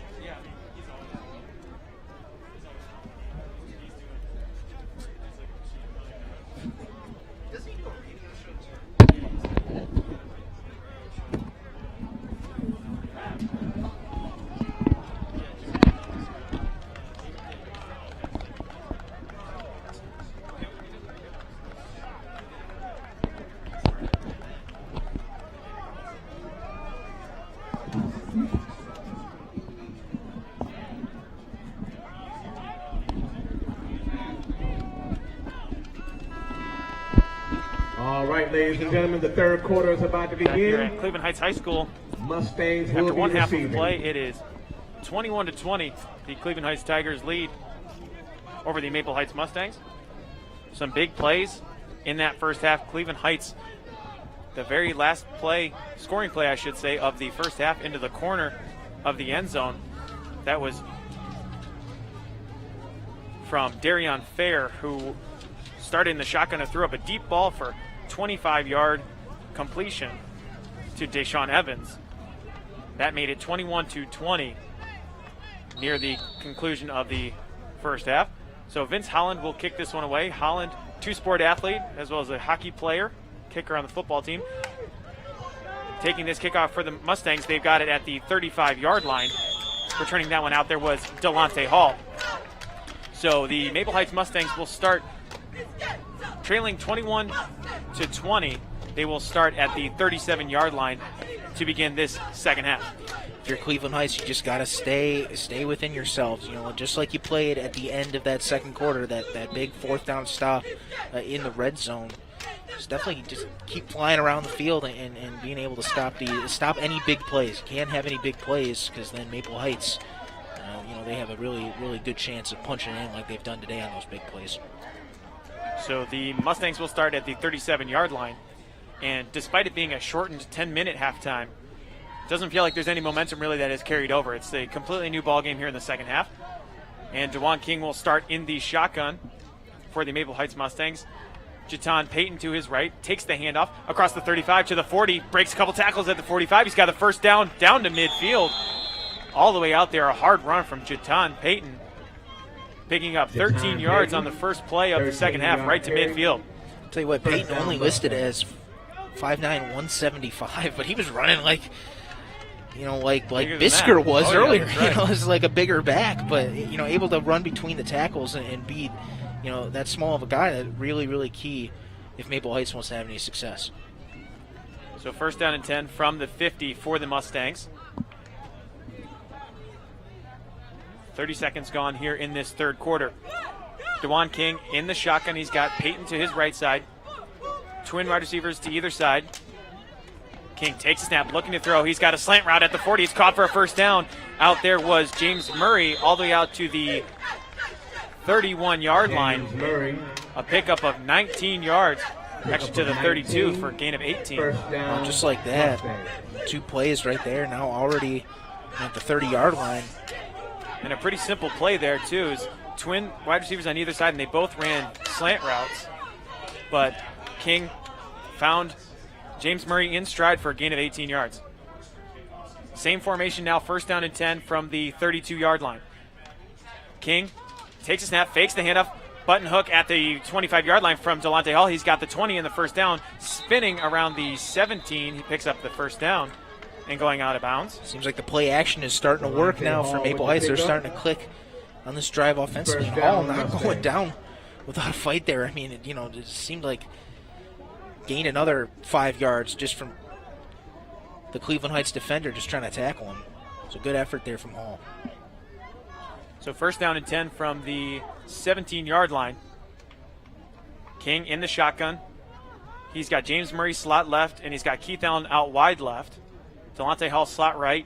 King takes the snap. He's got the slot receiver on the near side. That's James Murray trying to break a tackle. He does. Cuts back. He's at the 5. He'll waltz into the end zone for a touchdown. Boy, an easy touchdown drive there. They started at the 37, their own 37-yard line. And not even 90 seconds later, they're in the end zone, taking the lead again away from the Cleveland Heights Tigers, 26-21 now. I'll tell you what, Pat, they just marched right down that field and scored like they've done on a couple of their other previous drives in the first half. But really, that play was sprung right there. Nice play action there to Murray. But Keith Allen on the inside, he had a really nice block there that kind of pushed his defender into another Cleveland Heights defender. He was able to just juke a couple guys, Murray was, and he was just able to get in there for 6. So the 2-point conversion upcoming here. 26-21 is the score. King in the shotgun. We've got a whistle. Check that. The Mustangs looking to their sideline for a play call. Payton going to the left shoulder of King. Taking the snap is King and hands it off to Payton. He runs into a brick wall, but can he push forward for the 2? He is just short. He won't be able to get there. The score remains 26-21. No good. Well done there on the defensive line for Cleveland Heights. Mustangs, C.J. Green coming in there 26. late Tigers 21. to shore up that defense. The score remains 26-21. 10:34 left to go in this third quarter. I want to thank everyone for attending. Maple Heights tonight's Mustangs contest. already Fans taking the of lead both here. schools, please remember that all 26-21. to follow the state requirements. We'll take another For quick your own 30-second health break and here. You're safety listening to and Cleveland help Heights Tigers your football on Please ensure you're HeightsTigers.com. wearing your face mask and covering at all times. Make sure your family is practicing social distancing 6 feet from others. Do not gather before, during, or after the contest. And please allow all safety markings for entering and leaving this venue. We hope you enjoy tonight's event, and thank you for your continued support of interscholastic athletics.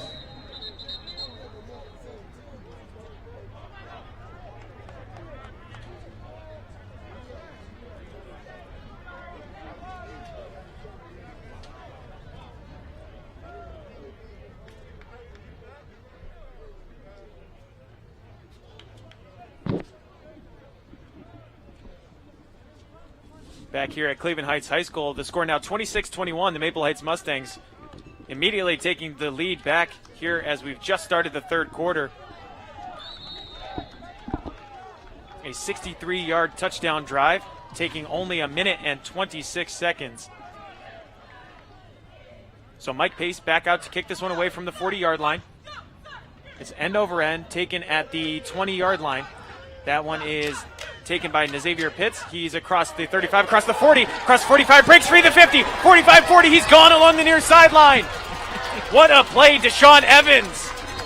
Unbelievable. He took it at the 25-yard line. Up the middle, broke a couple of tackles, bounced it to the near sideline, and then into the end zone. Deshaun Evans. Just like that, the Tigers back into the lead, 27-26. I'll tell you what, Pat, Deshaun Evans, I was watching him the entire time on that return, and I thought, wow, what patience he has. You know, went to the middle of the field and just kind of was waiting for the blockers to set, and then he bounced out to the right side and was able to just use his speed from there. And what a talented athlete Evans is. Already has a touchdown earlier in this one, 2 actually.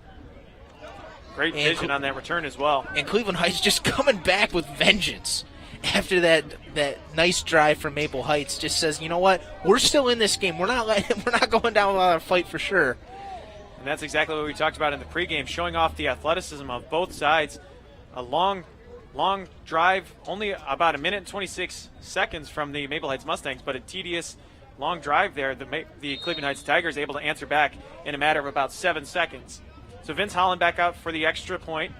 27-26, looking to make it a 2-point lead now. Snap is back, hold is down, kick is up, and it is right down the middle from the senior forward on the hockey team as well, Vince Holland.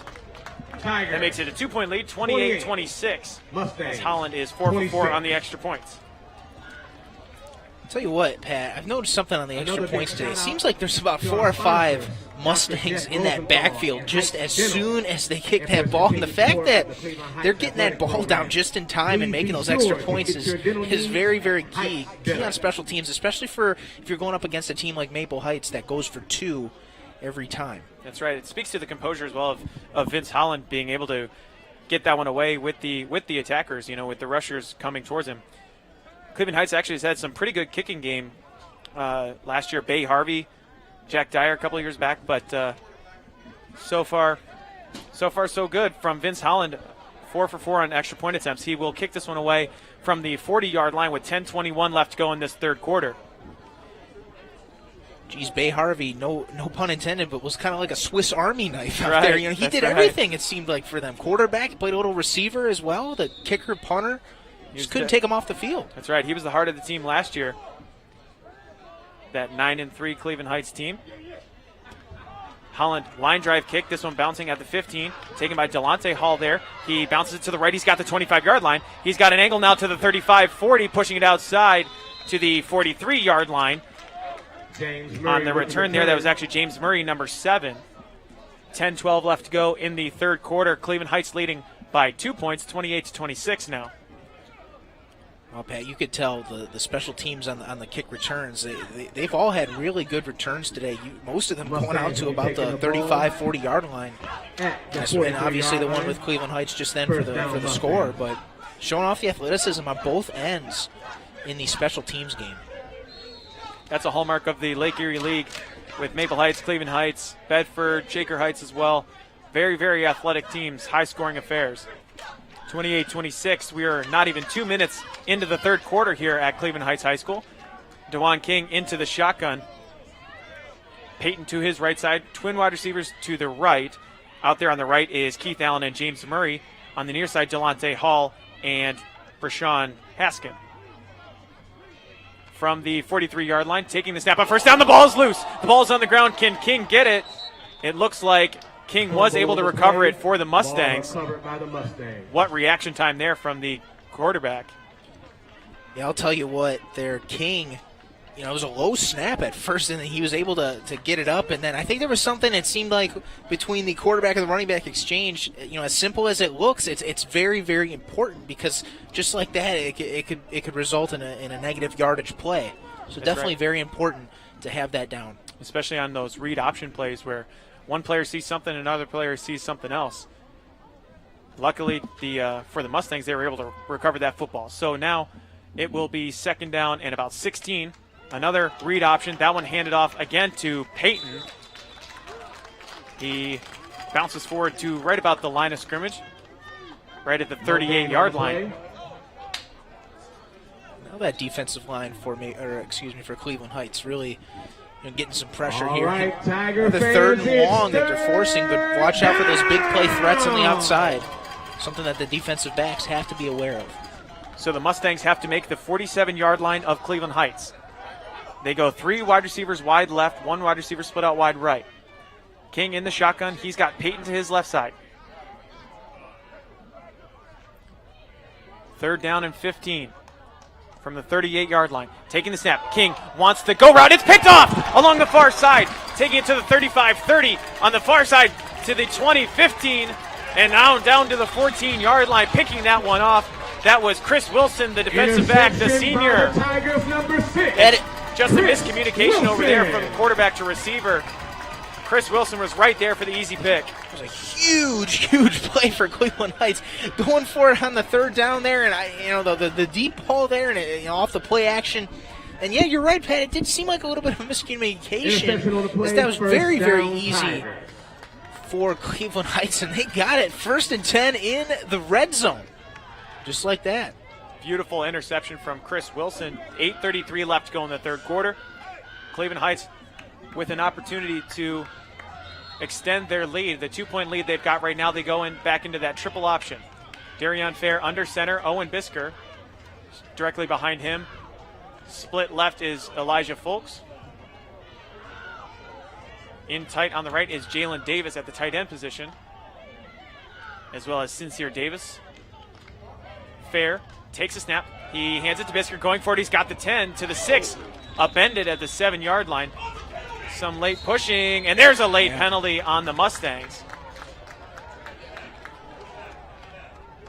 Yeah, no, for sure. Just a little extracurricular activities. We've seen that throughout the game, but one of the few times that it's actually been called today. We mentioned earlier, Pat, the rivalry, the series has shifted in the last few years. So definitely have to keep the composure out there. Especially if the Mustangs feel the momentum shifting a little bit after a big pick from Chris Wilson. This could be a half the distance to the goal penalty. We'll wait to see if this is offsetting penalties. So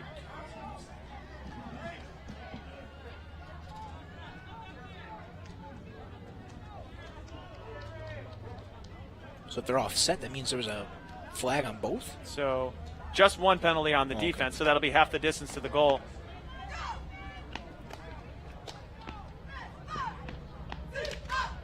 First and goal for the So it will Tigers. be first and goal from the 4-yard line. This is the bread and butter for the Cleveland Heights Tigers. Running it from inside the 10-yard line. They've got it at the 4. Darion Fair will go under center. Elijah Folks split left. Bisker behind Fair. And Sincere Davis in motion right to left. Hand off to Bisker. He's right into the end zone. He plunges in for another score. This time from 4 yards out, he makes the score. 34 to 26. 34 to 26. The Cleveland Heights Tigers now lead.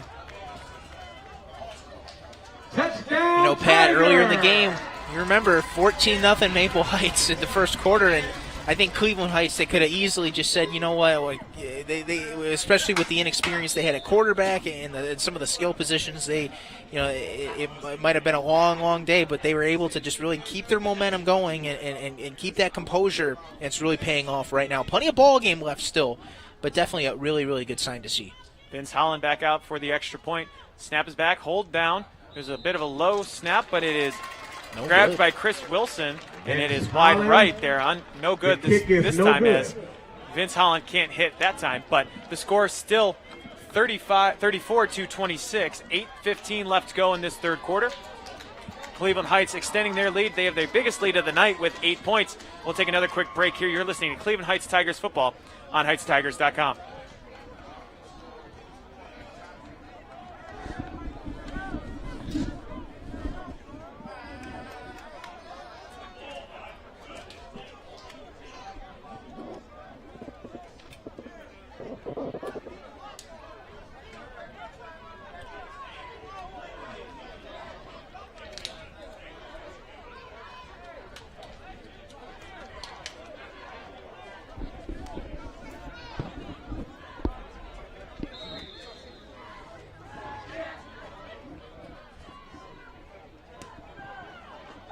And the kick is away, taken by the Mustangs at the 15-yard line. Hall out there past the 30 to the 34. We are back here at HeightsTigers.com. Cleveland Heights just back into the end zone. Owen Bisker with a 4-yard run. 34-26. 8:10 left to go in the third quarter. Plenty of ball game left for Maple Heights. They definitely can't just lay low right now. They got to go like some of those other drives that they had earlier in the game. Cleveland Heights obviously just keep playing with that defensive presence, especially on that front seven. And the big guys up front, they've been getting a good push in the last few drives. Just have to keep it up. So the Mustangs will look to answer that touchdown from the Cleveland Heights Tigers. They've got the ball at their 34-yard line, first down and 10. There's 3 wide receivers left, James Murray, Delonte Hall, and Keith Allen on the left side. DeJuan King in the shotgun. He's got Peyton to his left.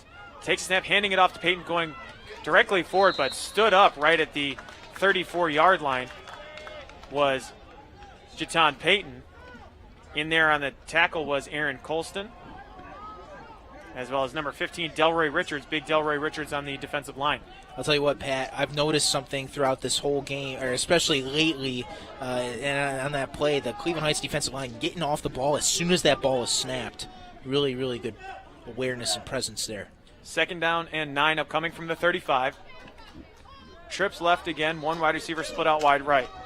DeJuan King in the shotgun, Peyton to his left side. King takes snap, he will keep it, jukes one defender at the 35, but can't evade the other one. Back there was Jacob Bigham. Open field tackle, taking down the elusive DeJuan King. Off by Jacob Bigham. What a play there from Bigham. Jacob Bigham, 6'2", 240, but he has the speed as well. Being able to run down an explosive DeJuan King at quarterback. We've seen him make a couple of big-time plays today, but huge third down for Cleveland Heights. So no gain on the last play. It's third down and 9 from the 35. Empty set shotgun goes DeJuan King. Checking in for the first time is Andrees Cummings-Bird, split out wide right, in the slot right, I should say. On third down and 9, low snap taken by King, wants the deep route again, overthrows his man, that'll fall incomplete. Good coverage there from Amir Stewart on the go route, so that one falls incomplete. Fourth down and 9. Fourth and 9. Thought about it for a moment, did head coach Jack Washington, but looks like he'll send the punt team on. And King will drop back there in a punt formation from his own 35-yard line. 6:40 left to go in this third quarter. Cleveland Heights extended their lead on a 4-yard rushing touchdown by Owen Bisker. So now the dangerous Deshaun Evans drops back there. Too many guys on the field for Maple Heights, it seems like. They may have to... 12 guys on the field, they're going to have to call a timeout. So Coach Max Stevens will call a timeout. And Max Stevens not very happy after that one, but especially if Cleveland Heights wants to keep their lead going. They got to be disciplined. The little things are what matter right now, especially here in the second half. Definitely have to have everybody accounted for. That's right. So a timeout was called. Looked like there were 12 men on the field there for the Tigers, obviously, but 6:40 left to go here in this third quarter.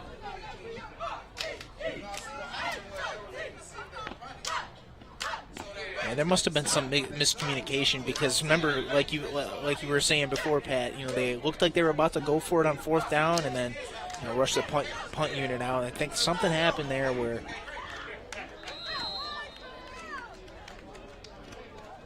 So we'll redo this here with 6:40 left to go.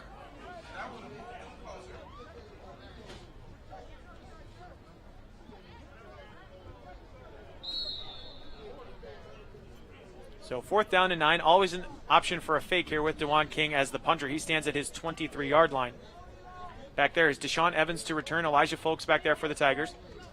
King, takes the snap. It looked like it was tipped, but it's taken now by Folks at the 40. He breaks one ankle tackle. He will get back to the 41 and go out of bounds. Pushed out late there, but the Tigers will start at their own 41-yard line. Pretty good field position again with 6 minutes and 29 seconds left to go in the third quarter. The Tigers leading by 30. They lead by 8 points, 34-26. We'll take another quick break here on HeightsTigers.com. The Tigers offense headed back out onto the field.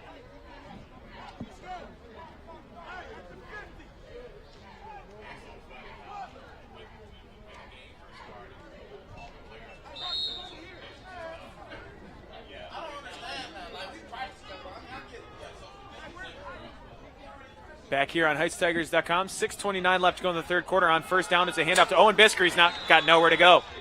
Bottled up in the backfield by Mike Pace the third. It was a bum rush there from Mike Pace, big 6', 235 senior. Nowhere to go for Owen Bisker. And they just snuffed that out immediately. They saw that Owen Bisker was just going to be running up that middle, and they were ready for that. But Cleveland Heights, they can't fall asleep here. They got to go. And if I don't have, I'd try to score right now. Try to increase the lead. So 2nd down and 12. Fair takes snap, looking to throw. It looks like a bit of a broken play. He throws. He's got a man wide open, but it falls incomplete. Folks on the wheel route, as there was a big hit on the back end of that play, but the pass falls incomplete. Just a little short there. It looked like he was going to run up the middle, and then Fair went out to the left side, and then just kind of looked like he slipped. Folks just couldn't stay on his feet.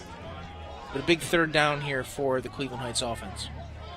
So 2 plays and only 1 negative yard so far. Looks like a little bit of confusion for the Heights offense, so whistle from the officials.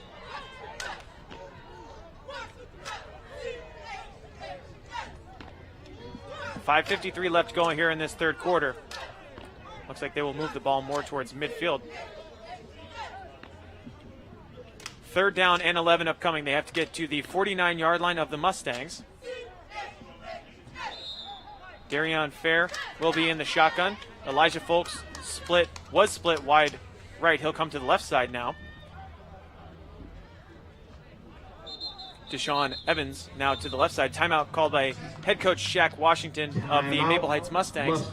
That was the first timeout taken of the half from the Mustangs. So with 3rd down and 11, each team will head back to their sideline. We'll take another quick break here as the score is 34-26. The Tigers of Cleveland Heights lead the Maple Heights Mustangs. You're listening to Cleveland Heights Tigers football here at the corner of Cedar and Lee here on HeightsTigers.com.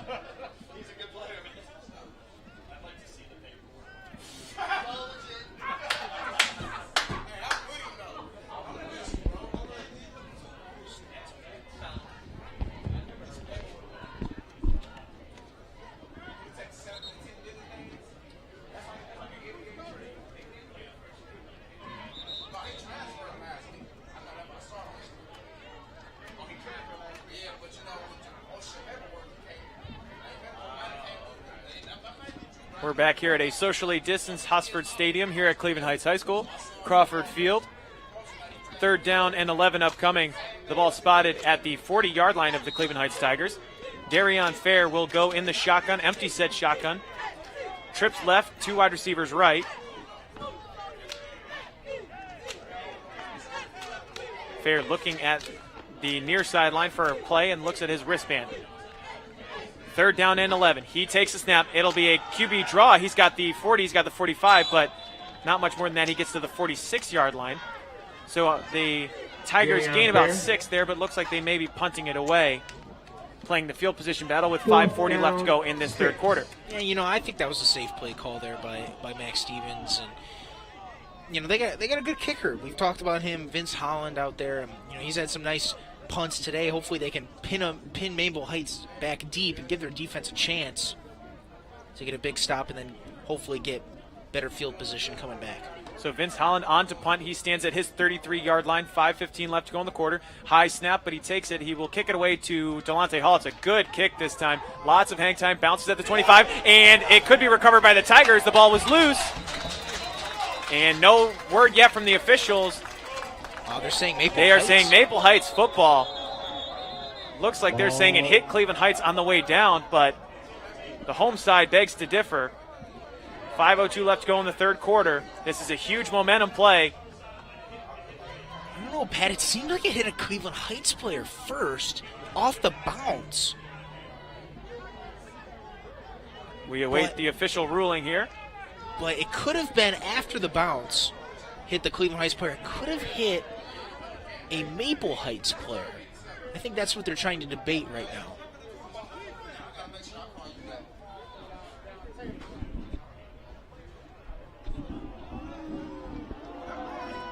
It looks like it is indeed Maple Heights ball.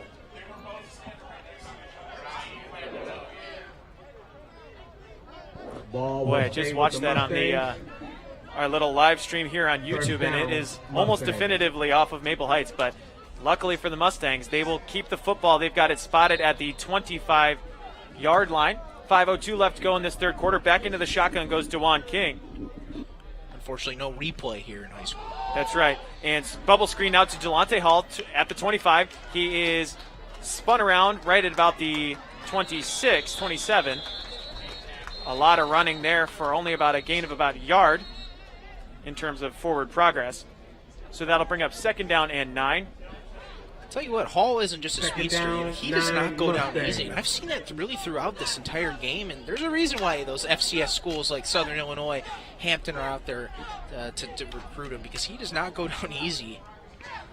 He's such a fast player. That's right, 2nd down and 9 from the 27. Back in the shotgun goes DeJuan King. Twin wide receivers to either side. Way back there in the pistol is Jayton Payton. Speed option now for King. He pitches it out to Payton. The ball's on the ground, and looked like Maple Heights was able to recover it along their far sideline. Boy, a dangerous play there on the speed option. It was a high pitch from DeJuan King to Payton. Stays with the Mustangs. 3:56 left to go in this 3rd quarter. Definitely can't be making mistakes at this point of the game if you're Maple Heights. Already down by a touchdown and a 2-point conversion. You have to play disciplined football. We talked about that with the emotion side of it. Now it's just taking care of the football. 3rd down and 6 now for the Mustangs. In the shotgun is King. Takes a snap, wants the bubble screen. Instead, he's got the slant. Delonte Hall. It's picked off by the Tigers. This time it's Adonis Williams. The Navy recruit takes the deflection. Adonis Williams. And he takes it the other way for the Tigers. 3:26 left to go in the 3rd. The pass was a slant route intended for Delonte Hall off of his fingertips right into the waiting arms of Adonis Williams. I'll tell you what, that defense was flying all over the field. That was just a tip pass, just really, really high. And the Navy recruit into Annapolis next season, able to pick that one off for Cleveland Heights. 2nd interception of the game for the defense. And just like that, Cleveland Heights, great field position here as they start at Maple Heights' 40-yard line.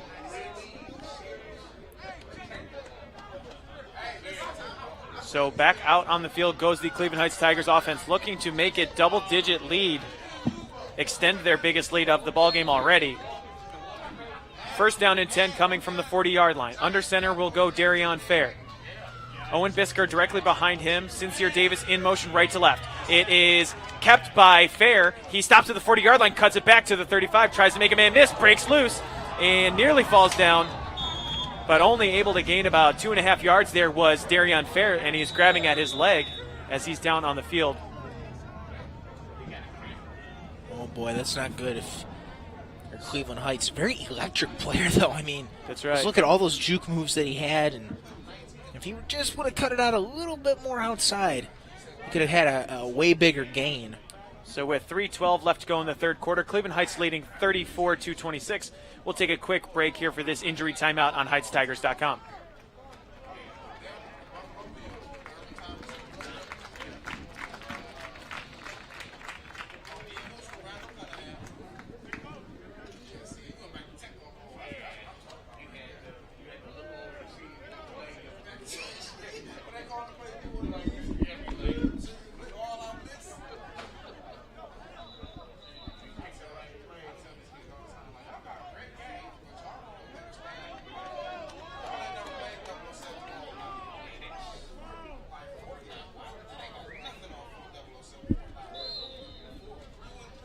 Back here at HeightsTigers.com, Darion Fair exited the ball game as it looked like he hurt his leg on the last play. Under center now it will be Sincere Davis, the quarterback. Takes the snap. He gives it to Owen Bisker, putting his head down and running forward, getting to the 31-yard line is the sophomore Owen Bisker.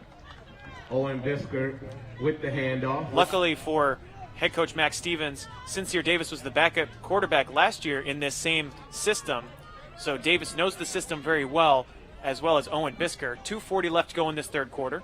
Yeah, Third down and one. are they just going to keep it on the ground, or do they trust Sincere enough to throw it downfield?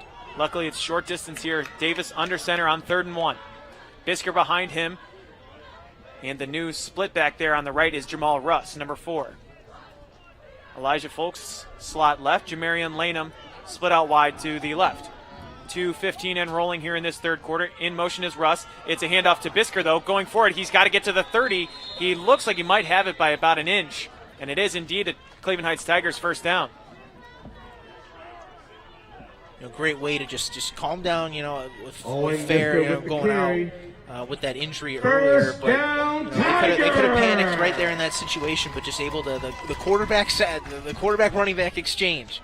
Just a fresh quarterback in there, and anything could happen. And just right off the bat, next man up mentality. Great to see from Cleveland Heights. Nice fresh set of downs. So Sincere Davis still remaining the quarterback. He'll be in the shotgun now with Elijah Folks to his left, Owen Bisker to his right. 1:42 left to go. It's a high snap taken by Davis, hands off to Folks. He gets to the line of scrimmage, but then he is stood up there in the backfield by Ravon Evans. Elijah Folks. Ravon Evans has had a good game today, but really struggling are the rest of the Mustangs to stop the run, this rushing attack of Cleveland Heights. That's what Coach Max Stevens looks for, is you really try to grind down that defense of your opposing team. As big Ramon Ross comes back onto the field for the Tigers in that left tackle position. 1:05 left to go in this third quarter. Davis still in the shotgun, takes a snap. He hands this one to Bisker. He's across the line of scrimmage to the 28-yard line. Back-to-back runs there to Bisker. 50 seconds in rolling now. The Tigers will have 3rd down and about 8 upcoming. They have to get to just past the 20-yard line. If you're Cleveland Heights, you shouldn't relax, but I expect them to just keep it on the ground, just play it safe, keep the clock rolling, especially coming up here in the fourth quarter. 3rd down and 8 upcoming. Sincere Davis will be in the shotgun. He will have Owen Bisker to his right, Elijah Folks as a slot receiver out left, Jamal Russ slot right, and on the near side, Deshaun Evans going right to left is Ramon Russ. But it looks like it was a false start on the Tigers before the snap with 12 seconds remaining in this third quarter. False start on the Tigers. That'll back up the Tigers 5 yards. That'll make it 3rd down and about 14.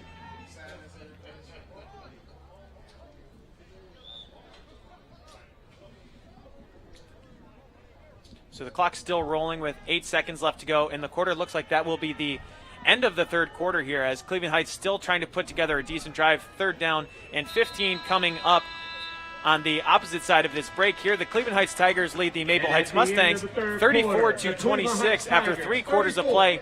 12 more minutes remain here at the corner of Cedar and Lee. You're listening to Cleveland Heights football on HeightsTigers.com.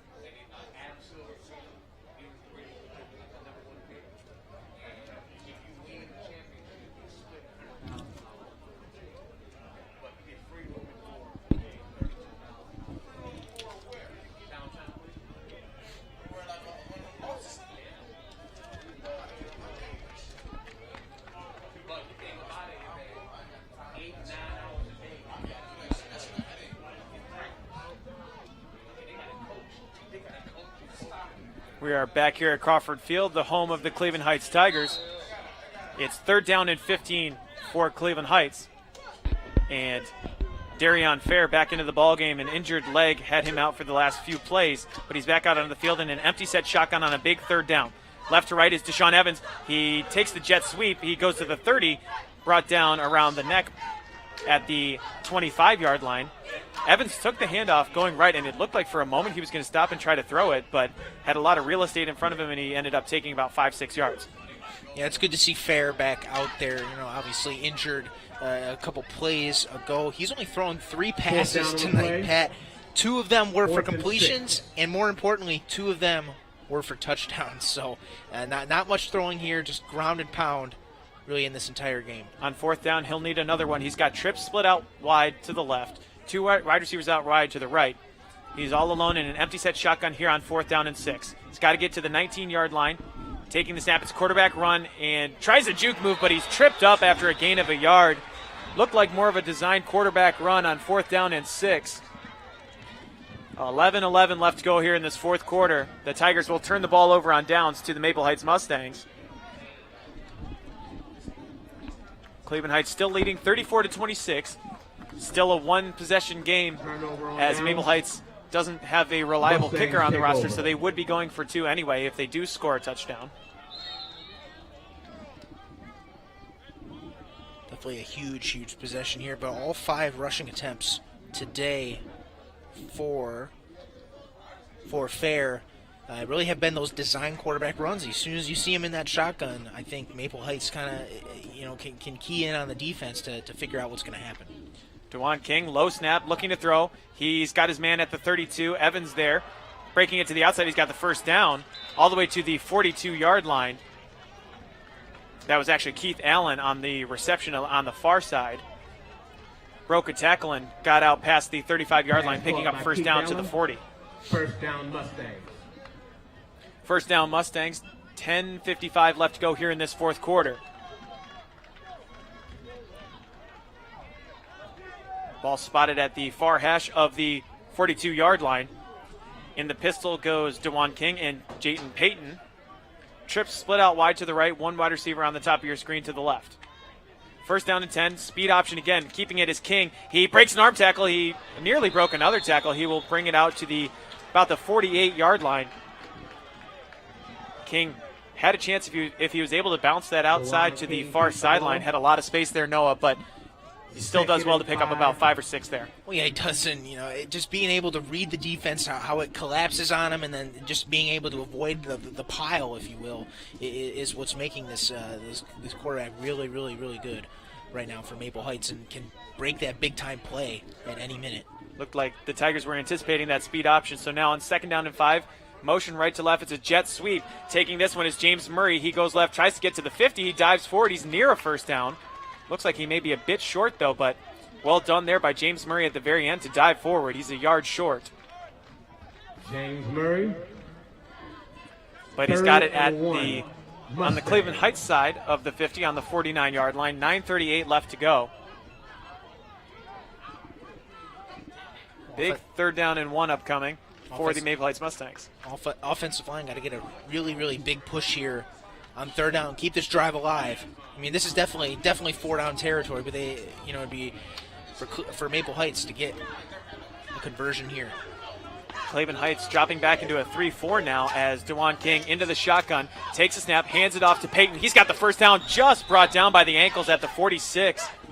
Again, had a lot of room to run, but an ankle tackle brings down Jayton Peyton for the first down with 9:07 left to go here in the fourth. Jayton Peyton Jr.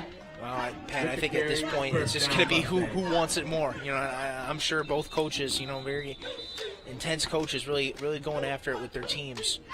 It's all about who wants it more, who's got the best composure out there as well, because you don't want silly things to give the opportunity to the other team, more of an opportunity. So it's definitely important to keep the composure, but also really who wants that more, who wants to get that more, turn that intensity up. First down and 10 from the 46-yard line. King in the shotgun, takes the snap, hands it off to Peyton. He pushes forward to the 45, maybe to the 44 with forward progress. But that one bottled up by Deante Stevens. And you don't know, this it's obviously who wants it more, but at this point, if Maple Heights can put together another plodding drive, it might be who has the ball last in this type of a ball game as well, because two consistent running offenses going to have to break a big play to make something happen. Very true, Pat. You make a great point there, especially with Maple Heights. They don't have a kicker, so they're going for two. And if they score here and can get that 2-point conversion, you all of a sudden have a huge momentum shift. King dumps it off down low. He wants his man Vertner Cruz. He's got it, but only gets as far as the 44-yard line. So third down upcoming, I should say. Third down. All right, third down and 8 upcoming. Stevens making a big tackle here for Cleveland Heights. He was out there in space. Really had some daylight to run for a possible first down, but Stevens just came in. Tackle just below the waist, right where you wanted to do it. 7:33 left to go here in this fourth quarter. King back into the shotgun, trips right, one wide receiver left. King takes the snap, looking to throw. He throws off his back foot, and it's low and incomplete. King kind of rushed that one, intended for Keith Allen across the middle at the 35. He had him open there for a moment, but King felt the pressure coming and just had to throw it off the back foot, and it was low. Yeah, not much to do there, but just saw that pressure and just got a little anxious, tried to force it in there. But definitely four-down territory for sure. Huge stop here for Cleveland Heights if they can do it. Big fourth down now. 4th and 8 with 7:23 left to go in regulation. King in the shotgun. He's got trips right, one wide receiver left. King takes snap, looking up top. He wants the fly route. He couldn't catch it. Allen was wide open. In and out of the hands. Keith Allen couldn't come up with it for the Mustangs. Unbelievable, Pat. I mean, Keith Allen, he had that little hesitation and then go route, and he was right there for his taking. Unfortunately, just dropped it. Huge break for Cleveland Heights because they were definitely beat on that play. But Cleveland Heights, if you're them right now, you just got to keep it on the ground, keep the chains moving, and keep the clock running. A huge turning point in this ballgame. Keith Allen wide open along the far boundary. Couldn't reel it in. Dropped right in the basket, as they say, from DeJuan King. So Cleveland Heights will take over at their own 44-yard line. 7:17 left to go in regulation. 2 timeouts remaining for either side. Tigers go in close. Now under center is Darion Fair. And it is a sweep to the near side. Taking this one is Sincere Davis. He's got it past midfield to the 48-yard line. Tackle made there by Demel Daniels on the Sincere Davis run. He's got it to the 48-yard line. Pickup of about 7. Sincere Davis with the run. 6:56 left to go in the fourth. 2nd down and 3. Mike Pace limping off the field for the Mustangs. May have an injury timeout here. He's moving slowly, so checking back in will be Ravon Evans.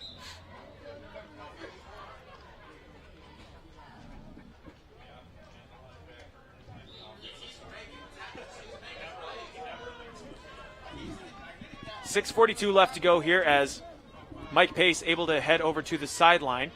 Under center goes Darion Fair. Owen Bisker behind him. Elijah Folks split left. Split right is Sincere Davis. Trying to take off as much time from that clock as possible. 6:24 and rolling, in motion, and it's a handoff to Owen Bisker across the 45 to the 43 for a first down. That's the great thing about Owen Bisker and Elijah Folks running in short yardage territory. Odds are they'll pick it up. First down Tigers, 6:15 left to go here in this fourth quarter. The clock continues to roll. Looks like Bisker is fighting a little bit of a cramp back there, trying to stretch out those calves, it looks like. He's definitely played hard, ran hard this entire game. Especially first ball game of the year, it's tough. Under center goes Darion Fair, first down and 10. Takes a snap, Owen Bisker again. At the 40 to the 39 to the 38. Owen Bisker. Tackle made there by Andreek Barker. But Bisker, another positive play there, pushing it forward. He's got about 4.5, 5 yards there. Gain of 5. 5:38 now and rolling. And really in this game, Pat, Maple Heights has outgained the Tigers, but really the key in this one has been those turnovers. Those 2 turnovers led to 2 Cleveland Heights scores, and really that's really been the story of this entire game. 5:18 left to go. The clock's still rolling. Cleveland Heights looking at their near sideline. Darion Fair will go under center. Back behind him this time is Ajanon Wilson, the fullback. And it is Wilson, the fullback, at the 35, pushing forward to the 30 to the 28.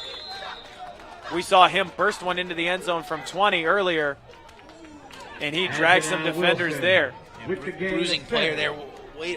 Great opportunity there from the Tigers just to find the gap there. And like I mentioned before, they just have to just keep this clock running so they can come away victorious. Under 5 minutes now. Under center again goes Fair in the triple option. Folks to his left, and a false start on the Tigers.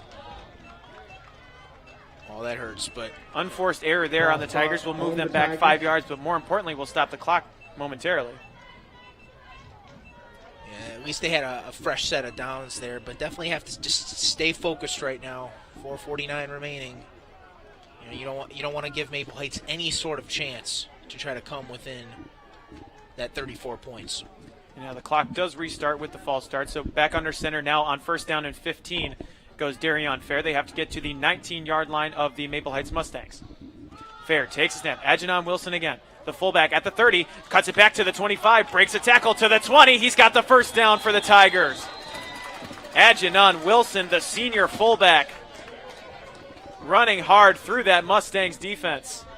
You know what, Pat, at whatever level running backs are taught, just to keep your legs moving, and he definitely was keeping his legs moving on that, and that's especially key at this stage of the game. Wilson will get a well-deserved break as Owen Bisker checks back in. Just above 4 minutes left now, 4:08 left to go in regulation. Tigers up 34-26, looking to put this one away. They've got the ball spotted at the 18-yard line on the near hash.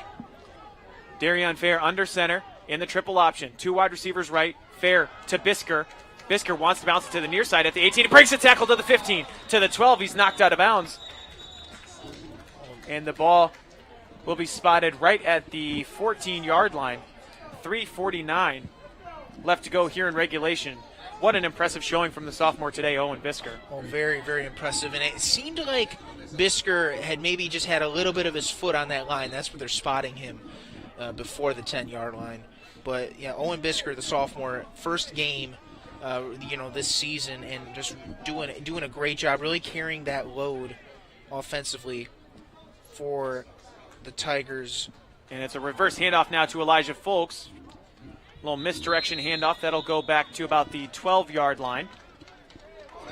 And you know what's interesting, Pat, on our stats here, he's had 11 attempts for only 21 yards and the touchdown. And just, it seems like he has a lot more yards than that, but just being able to just move those chains, that's what he's been doing all day. That's really important to see, even if it doesn't show up on the stat sheet. That's right. Under center goes Fair again. 2 wide receivers left. That's Jeremiah Dillard, and that is Jamarion Lanham on the near side. 3:16 and rolling here in this fourth quarter. Folks split in tight on the left. Bisker behind Fair in the triple option. On the right there, that is Sincere Davis. 3rd down and 4. Big 3rd down coming. Handoff right to Bisker. To the 10, to the 6, down to the 5. picking up the first down is Owen Bisker yet again. And Maple Heights will probably have to start using their timeouts here as there's 2:58 left to go here in this fourth quarter. Gain, For the first down, Owen Bisker. Owen Bisker. It'll be first down and goal. First down, Tigers! Mike Pace, his helmet came flying off after the whistle. Just kind of, with the offensive line, the defensive line just going back at it, just blocking until the whistle, and Pace has to come out for a play, I believe. Yeah, because so his he helmet heads to came the off. sideline. It is first down and goal from the 4. It's been a steady diet of Owen Bisker here. Under center goes Darion Fair. In the triple option, Owen Bisker behind him. Folks on the left side of your screen split in tight on the left. And this time it's misdirection to Sincere Davis to the 3. He's going to try to dive for it. He's right at the 2. Looks like he's about a yard short. Sincere Davis on the short run. Davis with the short run. 2:30 left to go and rolling here in this fourth quarter. Second down and goal from the 2 upcoming. At least they're just keeping the clock running, Make that the 1 yard line. It seems like he inched forward just enough to get it there. Let's see if Cleveland Heights can make this a 2-score game. 2:10 left to go here in the fourth quarter. A little confusion from the Tigers offense. So Darion Fair, the sophomore quarterback, under center. Can he lead the Tigers to their first victory of the season? Just under 2 minutes remaining now. Fair will go under center against a stacked box. There's 10 men in the box here. Fair takes it. Bisker straight ahead, dives into the end zone for the touchdown. And the Tigers might have just put this one away here at home. It is now 40-26, 1:45 left to go here at Cleveland Heights High School. Touchdown, Tigers! Owen Bisker, you knew it was coming. The Maple Heights Mustangs still couldn't stop it. Oh, yeah, absolutely, Pat. Second touchdown of the game for Bisker, and he's been very impressive today, as we mentioned before. Not really showing up on the stat sheet in terms of yards, but just being able to move those chains and getting into the end zone, very, very key for Cleveland Heights. And they're just, even if they don't have that first game, even if they didn't really have many scrimmages before, definitely very, very awesome to see Cleveland Heights. And great job by the holder to get extra point down. Vince Holland nails the extra point. It was maybe a little low snap, but held there by Chris Wilson, so it makes that one 41-26 now. 1:45 left to go in regulation. The Tigers now lead 41-26 over the Maple Heights Mustangs. The Tigers, 41. I'll tell you what, Pat, it's impressive here from Cleveland Heights today. And, the series shifting back, 2018, Maple Heights wins. Last year, Cleveland Heights wins. So you'd think that, in Maple Heights coming out here wanting revenge, but Cleveland Heights just staying calm and staying patient. Even though they were down 14-0 earlier, just really, really stuck to their game plan, stuck to their attack. And it's been really, really awesome to see. And I think right now it seems like the sky's the limit for this team and how well they can do, building off that 9-2 record that they had last season, losing in the regional quarterfinals and going undefeated in the Lake Erie League.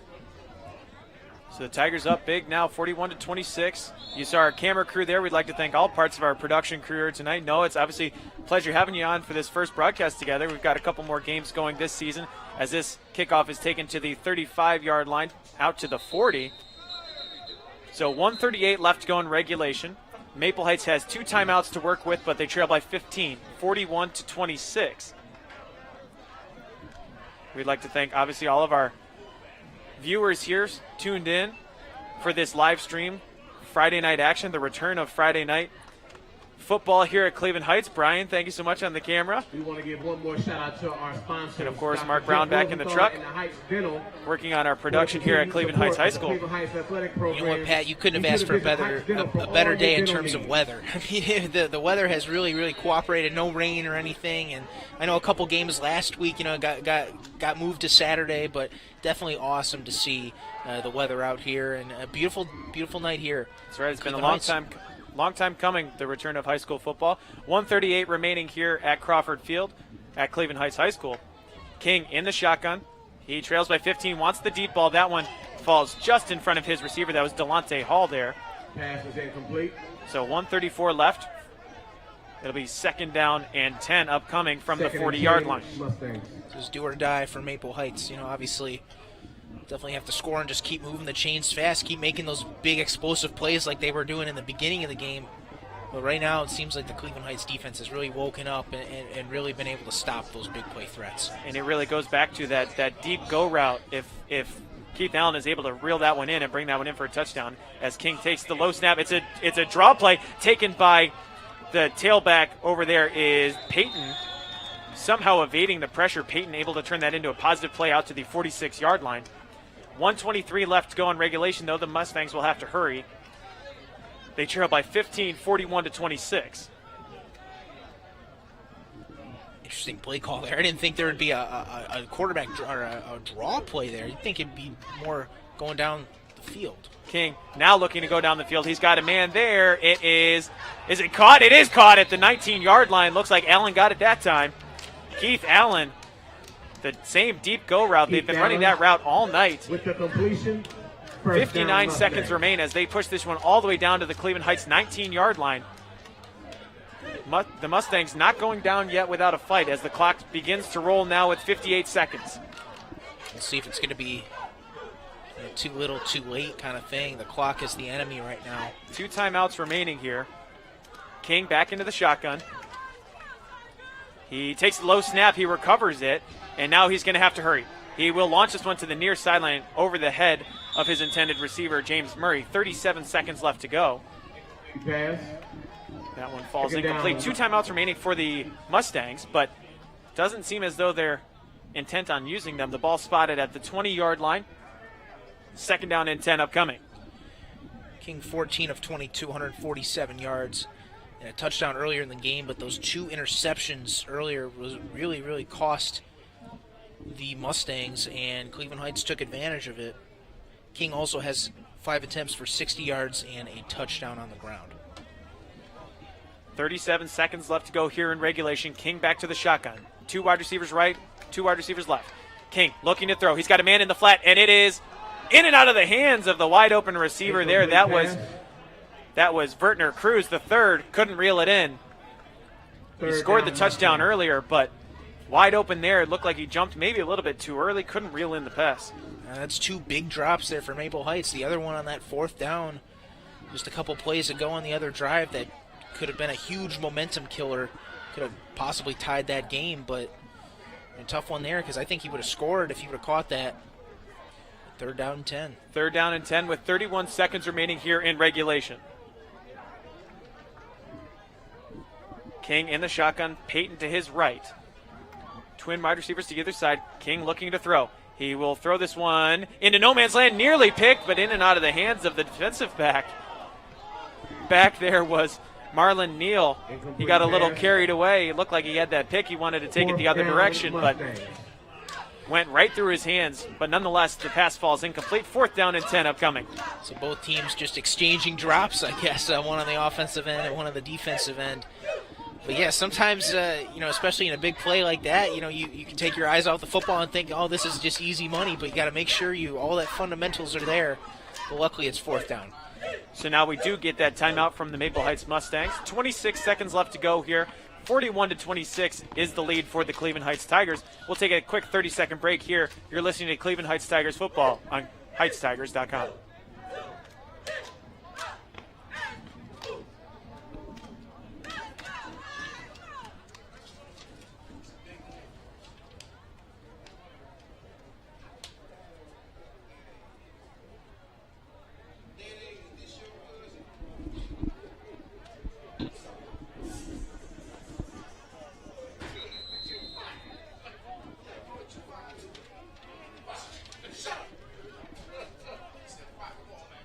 Hey, either you gonna dress the team after this, or you gonna dress the team? 26 seconds left to go here in regulation. 4th down and 10 upcoming. King will go back into the empty set shotgun for the Mustangs. Basically one last chance here for the Mustangs. They have to get it to the 10-yard line for a 1st down. They've only got 1 timeout remaining. King takes the high snap, and Jalen Davis looked like he was held there. Still looking for a man in the back of the end zone. There is King. It falls incomplete. The Tigers will take over. That one falls incomplete with 17 seconds left. The pass is incomplete. Looked like King had a ton of space in front of him. He could have run the ball, but First down, elected toss that one up into the end zone. It falls incomplete. The Tigers will take over, and they will take their first victory of the 2020 season. It's been a long time coming for Coach Max Stevens and these Tigers. A lot of discipline, keeping up with the protocols in the offseason. The Tigers making sure that they keep their students safe, their coaches safe as well. The student body isn't in the school right now. They're remotely learning, but the Tigers football team able to meet. They will be able to kneel down their first victory and run out the last 17 seconds here. Taking that snap is Darion Fair, and that'll do it here from Cleveland Heights High School. The Cleveland Heights Tigers take this one 41-26. Noah, they went down early, 14-0. As you're now inside the Nova Title Agency postgame show, I'd like to thank all of our sponsors here for listening to us on HeightsTigers.com, especially Nova Title Agency. But Noah, Cleveland Heights, they went down early. A little bit of first quarter jitters, first half jitters, but the Tigers came roaring back. Obviously, in that second quarter, they took the lead, took it into halftime, and never looked back. Well, yeah, you're absolutely right, Pat. And you got to remember, they did not play a game last week. Their game against Warren Harding, one of the powerhouses out in the Youngstown area, that was postponed. And so this was their first week. Maple Heights at least had a couple scrimmages before. They had at least had a game last week against St. Vincent St. Mary's. But Cleveland Heights showing that they belong this season in the Lake Erie League, and just really picking up where they left off last year with that 9-2 record. Just looking for more. Big game next week against Euclid. They beat Brunswick 14-7 last week, and they are playing Menor today. Don't know the score for that one, but it should be a big game next week. But great start to the season for the Cleveland Heights Tigers. That's right. As the Euclid Panthers coming to town, they will be here at Cleveland Heights next week, like you said, September 11th, Friday Night Lights. The Tigers will take on the Panthers, who are currently ranked in the Cleveland.com Top 25 rankings. They are number 4 in the area, so going to be a tremendous game. Always a good fight here at home for Cleveland Heights. It's a shame we can't have a huge crowd on hand for that Euclid-Cleveland Heights game, but nonetheless, Cleveland Heights taking the victory tonight. 41-26, Cleveland Heights and Coach Max Stevens getting their first victory. They meet at midfield there, right at the 50. They have their socially distanced post-game speeches from the coaches. And Noah, that'll do it for us on Cleveland Heights Tigers football for tonight. We'd like to thank all of our sponsors again: Nova Title Agency, the New Heights Grill, and CLE Heights Dental. Visit CLEHeightsDental.com or give them a call. Yeah, Pat, you were awesome today. It was a lot of fun calling the game with you from the old Akron Rubber Ducks days. Of course, and that's it was right. Fun to be on the football field this time. 2 Ducks up here in the Cleveland area on the east side. But Noah, for Noah Tuluki, I pronounced that correctly, thank yes. God. I'm Pat McGuire. Thank you for listening to this game here on HeightsTigers.com, and have a great night, everybody.